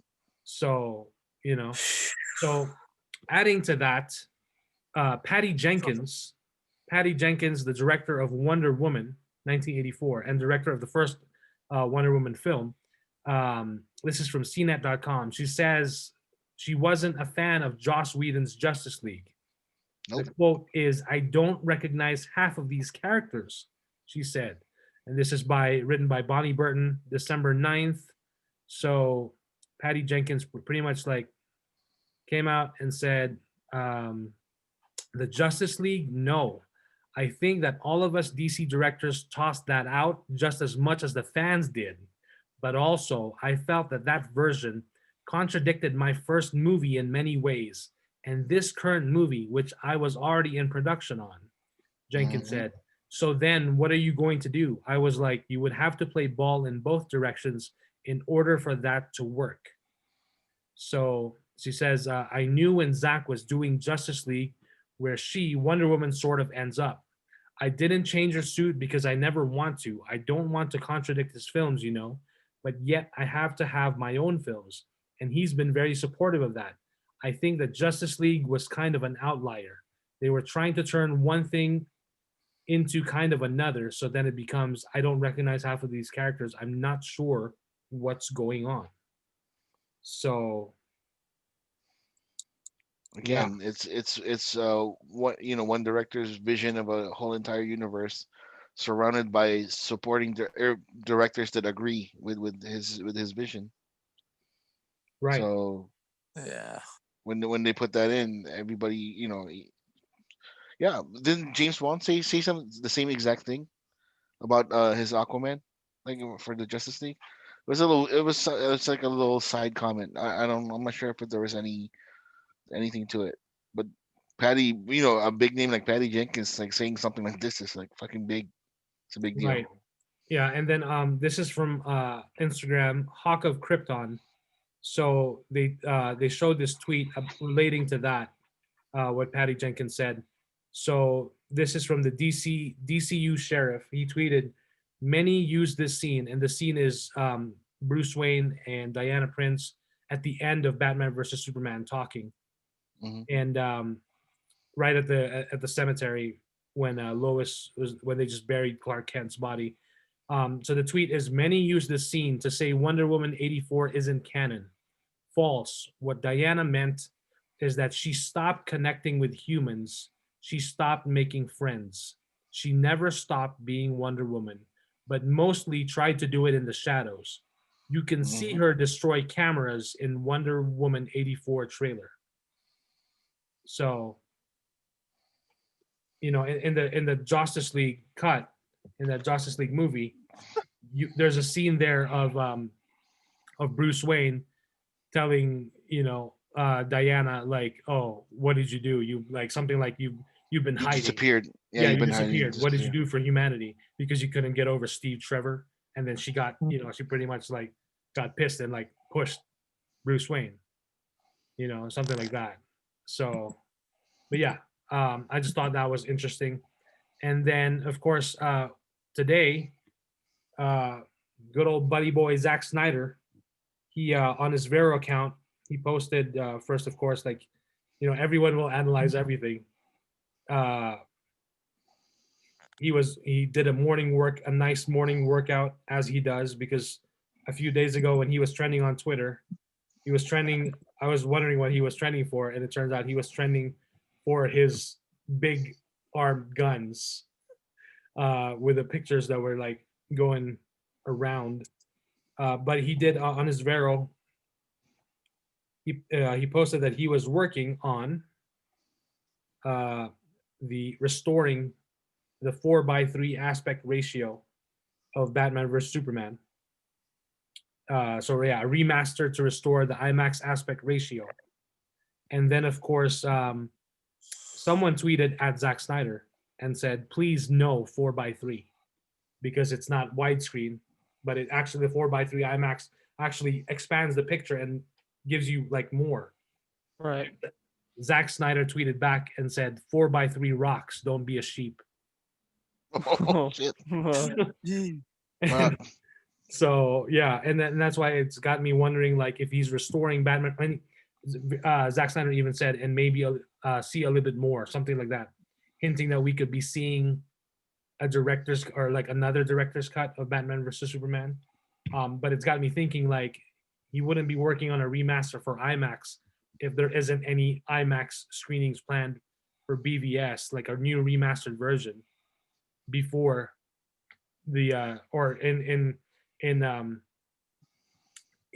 what's this, in connection to like timed release with the Zack Snyder's Justice League cut on IMAX, Mhm. perhaps in black and white as his true version. But hey, who knows? Who So, knows, man?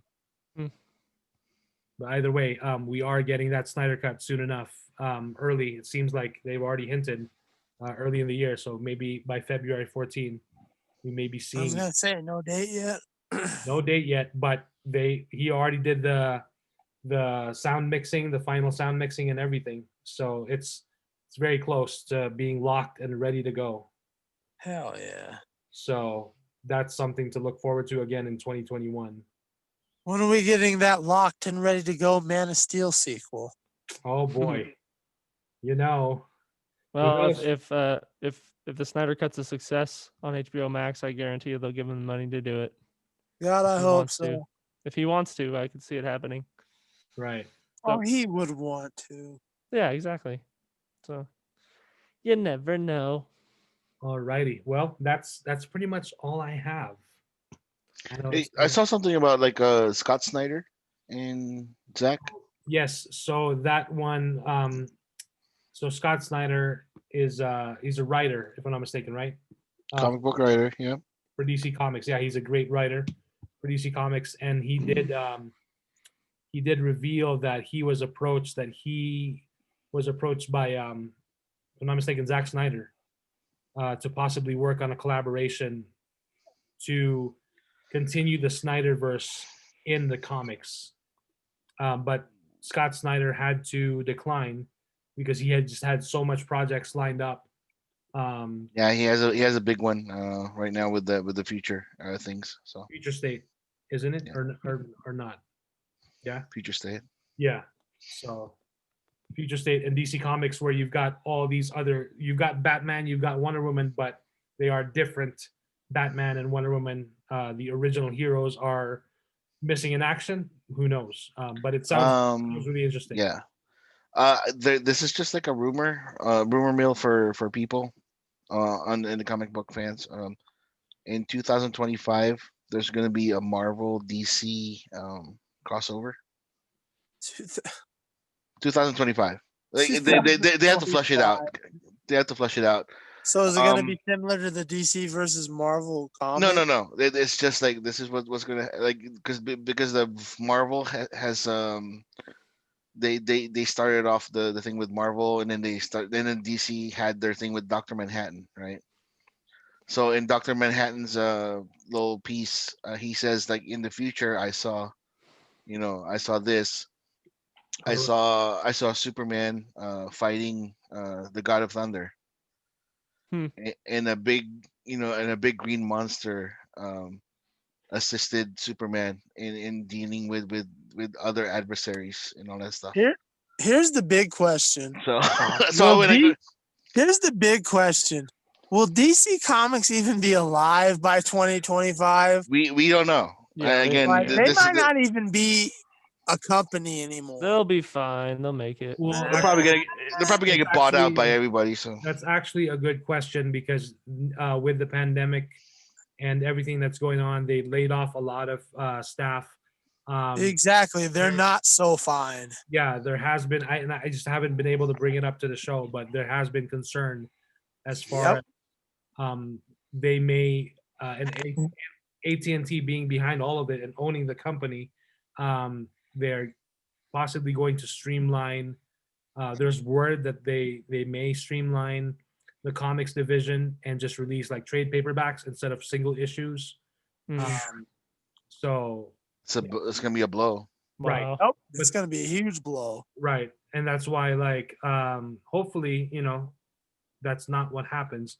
And that's why I think, like, Future State is something that's exciting, that will bring back, people and will get them started. Like, and that's why you have to have like these big stories and like kind of like, oh, this story's done. We're starting with another new story. Like, it gets people a chance to like join in and start over. This is like the first time in a long time that I've seen Superman stories in the comic books that I'm really excited about. It's not just because like Superman saves the day and like he punches somebody and all that stuff. Right. It's like really in-depth stories. Like his relationship with the new son, right, with Jonathan, Yeah. and I need and teaching him how to be a hero. Right. That's fucking amazing, and like being a teenage son, I know what to do already, Dad. Don't fucking tell me all that stuff. Do you Right. really need to know? So Future State is gonna be something in that retort because original Superman, Clark Kent, Kal-El, Wonder Woman, Batman, all of these guys, they're not there. Right. So Yep. we'll see. I mean, I'm not I'm not really with the state of all the storylines now because it's changing because of all the comic book movies coming out. the storylines in the comic books are getting like, they're getting blah. It's boring. It's basically turning into like the MCU and and all of these like weird shit happening. So, but we'll see. Yeah, it'll be interesting. Speaking of comic books, I started reading The Last Ronin, Teenage Mutant Ninja Turtles. And Nice. How is my, that? my God, it is fascinating so far. Oof. So yeah, I've actually, speaking of DC, I've actually been reading the Crisis on Infinite Earths, the You like first it? one. You I like do it? actually, yeah. yeah. It's really fun. It's one of the linchpins of DC Comics. The Yeah. reason why things are happening. Yep, I heard it on a podcast, them talking about it and discussing like why basically they had to make it happen, and it was basically the savior of It saved it. Yeah. of the time. Yeah. So Right. it was Yep. cool. Yeah, That's the last, awesome. the last Ronin is fascinating. I'm just like maybe like 5 pages in, but Yeah. it's interesting because it's only like the last Ninja Turtle. You don't know who it is, but you have the three brothers like like kind of like talking to him like in spirit, and like they're analyzing like each move or like what he's doing, what the last turtle is doing, and the last Ronin, the last Ninja Turtle, has all the other brothers' weapons. So, 'cause Mm. I mean, we all used to identify the turtles by the color of their band, and then or in the Right. comics by the That's by the awesome. weapons they had. So You now know it's fucking Michelangelo, right? Because he's the popular one. we don't know Yeah, that. he turned into the drug addict. We don't Yeah. know that. We so No, but if you guys want to want like a good graphic novel or a good comic book series, Invincible by Image Comics. That's gonna- actually really good. It's gonna be a cartoon in Amazon soon. Yep. Yeah. I thought I they saw stopped. No, like they continued on. It's gonna be it's from the guy that wrote the Walking Dead. So Okay. Robert Kurtzman? Kirkman. Yep. yeah, the original writer Robert- Of the comic book Walking the Dead. comic book. Yeah, Yeah, Robert Kirkman. Yeah. Robert Kurtzman. Yeah. yeah. So if you want ultra violence, you think The Boys was fucking violent? Mm-mm. Invincible is amazing. Really. Awesome. Invincible.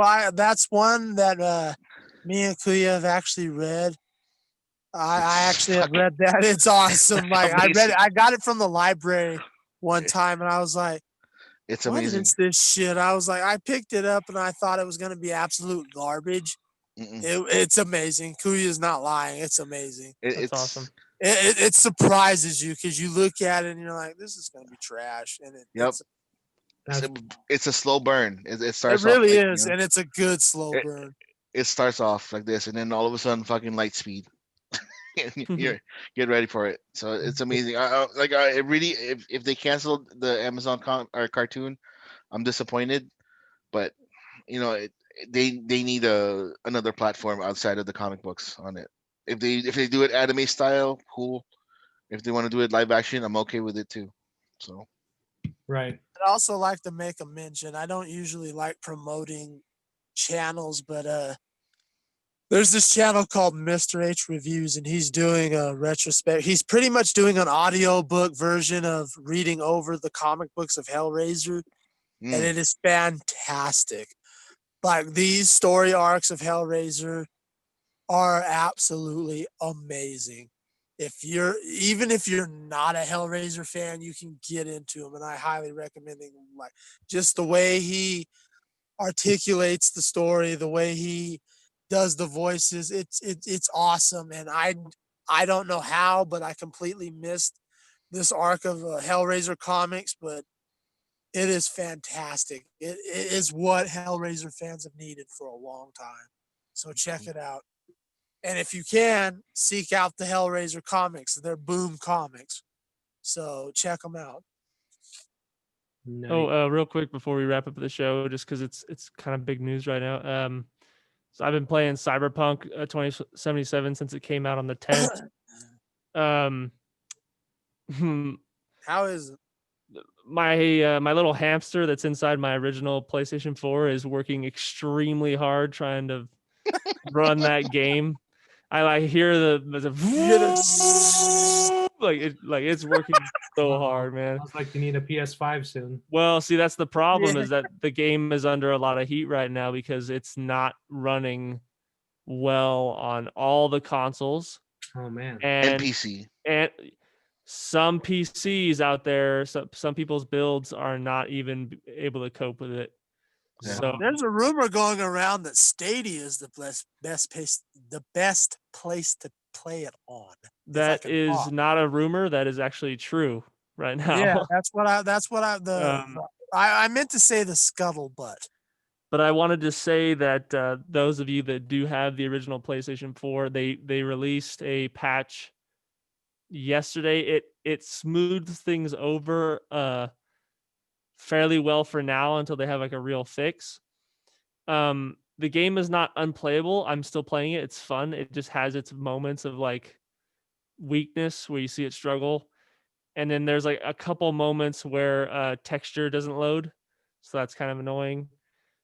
And the thing that fixed that for me, the texture not loading, was there's actually in settings when you go on the main menu, go to settings, go to graphics, and then just turn all the buttons to off position. And that turns off like all these dumb things you don't really need.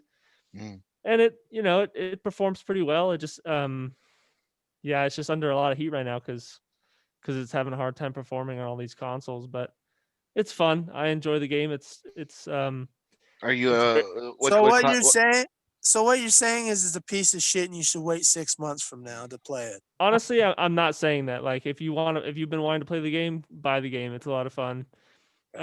Knowing Project Red, they'll probably take care of it, the best they can. But it's still playable. It's fun.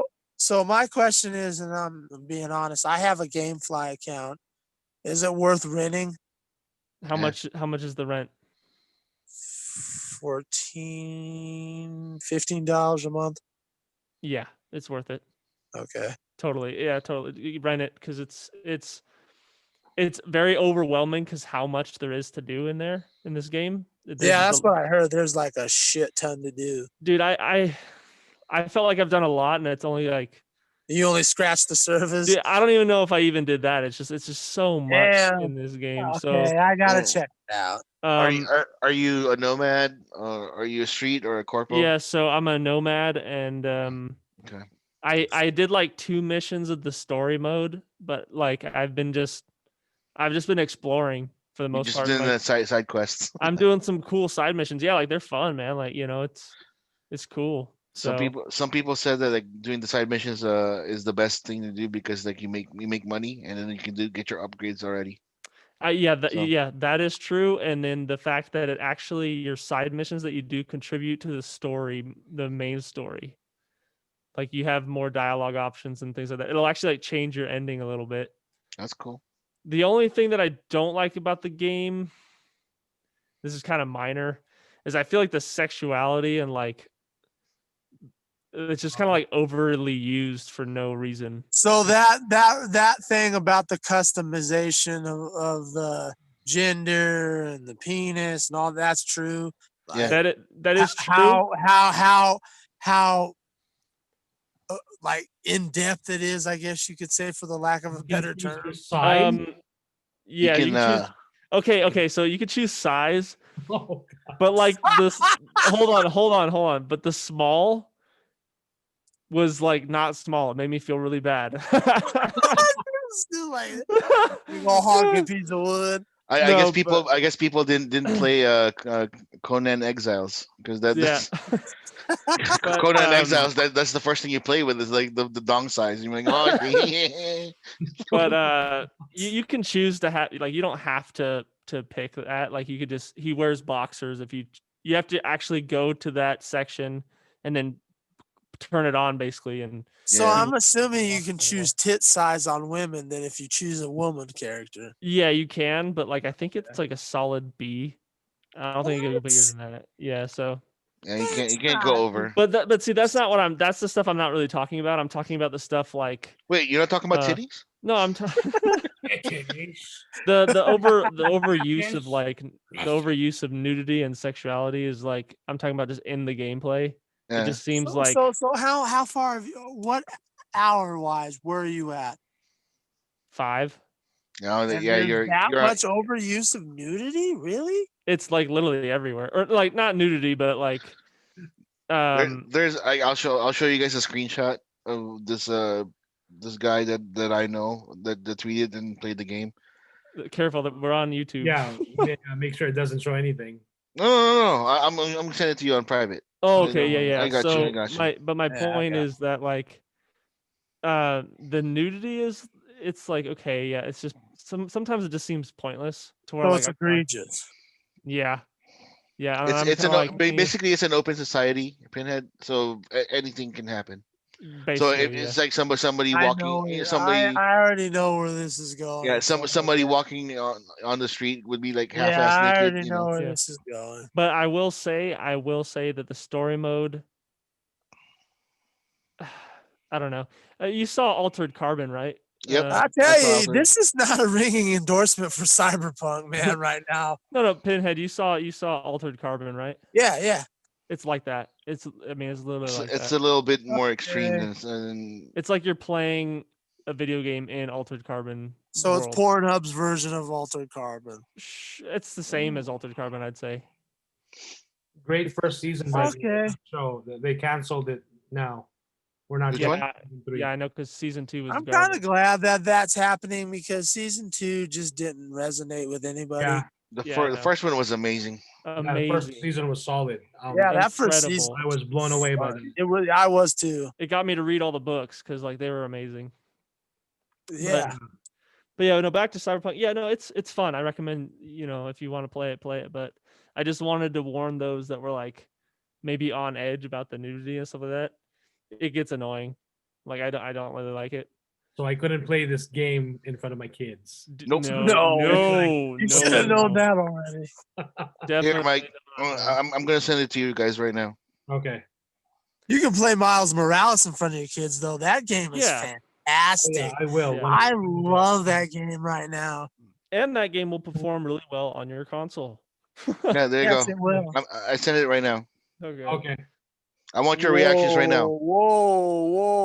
Whoa. Oh Yeah. Jeez. Yeah, so like that's enough for that. That's a the normal. kinda- That's a That's normal normal. thing. That's normal. That's Like, enough. literally, like you'll be walking on the street and you're like, oh, here's a random item on the ground. You like go to pick it up. It's like, oh, anal beads. Oh my Nice. God. So like that stuff's just kind of annoying to me. So but I don't know.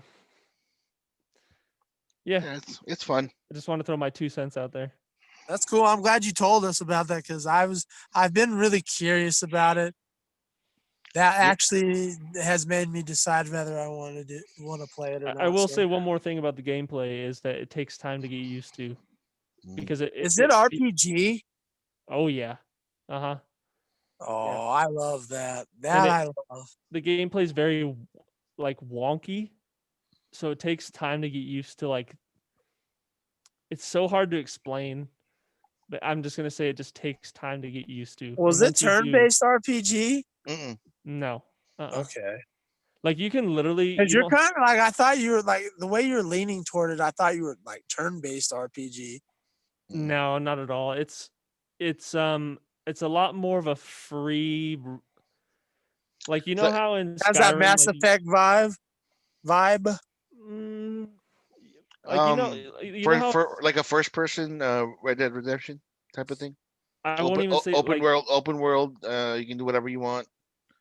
I would say it's and- more open than that one as well. Yeah. Because like if you like think about Skyrim and how you pick a character and then that character has certain abilities and then you like level up your skill tree, right?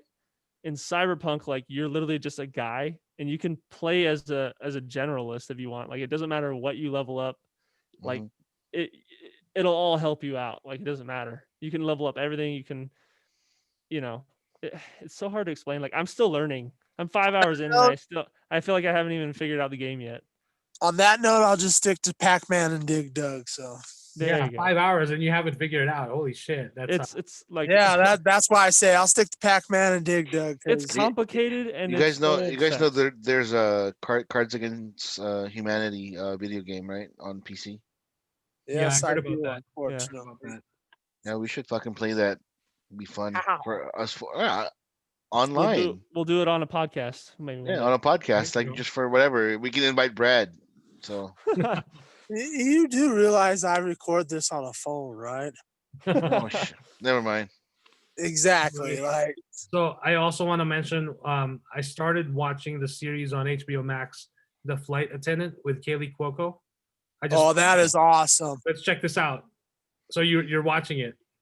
Yes, I am. Yeah. So that first episode, it seems like, oh, she's fun, she's bubbly, she loves to flirt, she loves Yeah. to party, loves to Yeah. drink, do some drugs maybe on the side while she's traveling the world, right?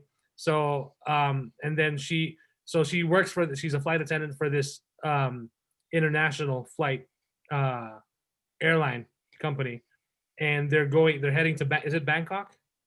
Yeah, it's Bangkok. Yeah, so they're heading to Bangkok, and she's basically a flight attendant for the first class cabin, and she's flirting with this guy, and then of course before you know, when the flight gets off,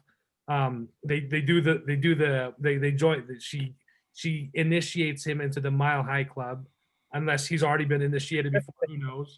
And then Sure he has. as they land, the guy hands her his business card, so she takes it, and of course when she's good friends, of course, with she's got a best friend as part of the flight crew, and then her other coworkers. Before you know it, she's with the guy.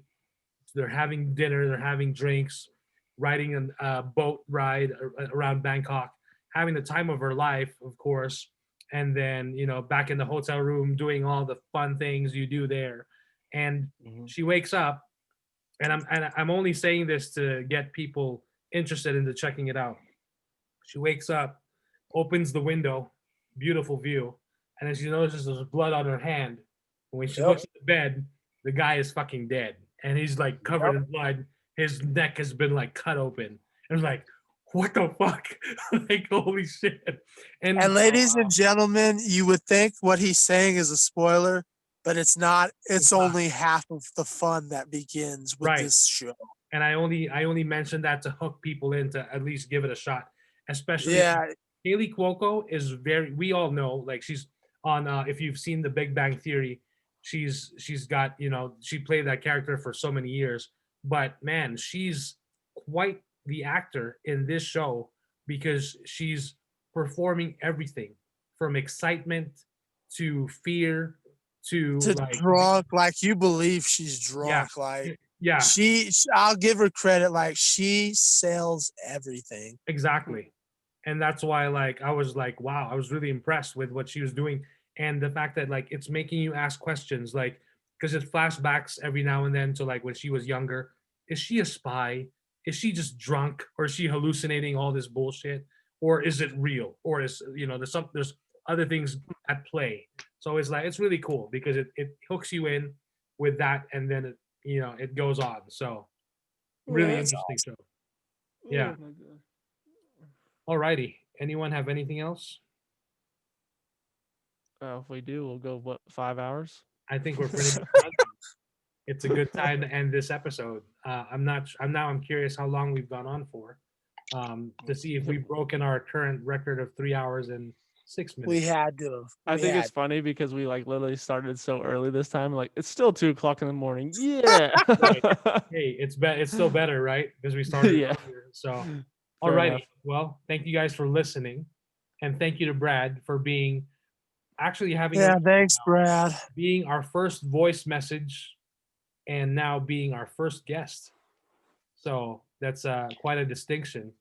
So, alrighty. Please make sure to follow us on Instagram at FMANDTB. Follow the show there. You can follow me at FilmakerMike on Instagram, JediMike1128 on Twitter, and JediMike1138 on TikTok. Jester. That's at Sequester J on Twitter, the Sequester Jester on Instagram. Follow me there for fun and memes. Kuya. Old Man Jimmy at Instagram, JIMI. So Old Man JIMI. Yeah. I still have one fucking picture in there. If you guys want to comment, sure, whatever. I'll figure something out, like with what I'm gonna do with this thing, because I have some ideas, but we'll see. Go ahead, Pinhead. Yeah, you can find me on Instagram at Pinhead198. Find me on Facebook at James Crump. I know I've been getting a lot of messages. We have a big event coming soon for you wrestling fans. I know I've been slacking on that, but I am going to start posting more stuff on there. So please don't worry. I will be doing more of that, putting more opinions about that. That's about it. All righty. Thanks again, everyone, for listening. And again, you can also leave us a voice message on Anchor. It should be in the show notes when you check below. Or if you're watching this on YouTube, feel free to, yeah, I'm getting the hiccups. Almost made it to the end of the show without hiccups. Yeah. By the way, Wait, did we mention Man of Steel already? Oh yeah, Man of Steel. We mentioned it. Okay, Man of cool. Steel, yeah. Hold on. I do, before we forget, we did get some comments. Oh, Wait, we did on videos and stuff. Yeah. So this is from Count Grogu. This is ooh, posted on the Mandalorian Chapter 14, the Tragedy Review. So this was posted 3 days ago. So far, love the podcast, boys. So thank you. Oh wow. And then Elijah Jansen. Dear Jedi Mike, your videos are amazing. This is Elijah. So thank you, Elijah. And then this is from Cam. He posted on the Tragedy Review as well. Loving the podcast. Would really love to see a Funko Pop collection video or tour. So that I'll have to be working on. And then 6 days ago, Frozen the Beast. Amazing podcast. Anyone with more than 3 brain cells can understand The Last of Us Part 2 is trash. Princess has amazing eyes. oh, that is he must talking be the about- wife. Yeah. No, that's not the it's wife. not. It's not. Really? No, it would have been way more sexualized if it was the wife. No, it's one of Oh. our coworkers. Oh, Jesus Christ. Oh, it's Nick, huh? Yes, it's Oh, Nick. that's right. Yeah, it's Nick. Yep. So, and then Nice. we've got Catabellion 6 days ago. Love this podcast. Keep up the great work. So that's Hey, we're getting some traction, boys. yeah, finally. Which is Oh, great. So thank you guys. Thank you guys for the comments on YouTube. Thank you for the Please support. comment. Please comment. Thank you. Yeah, we appreciate really it. appreciate it. Alrighty. Till next time. This is Filmmaker Mike and the Boys, episode 16. That's a wrap. Bye bye. Peace, fuckos.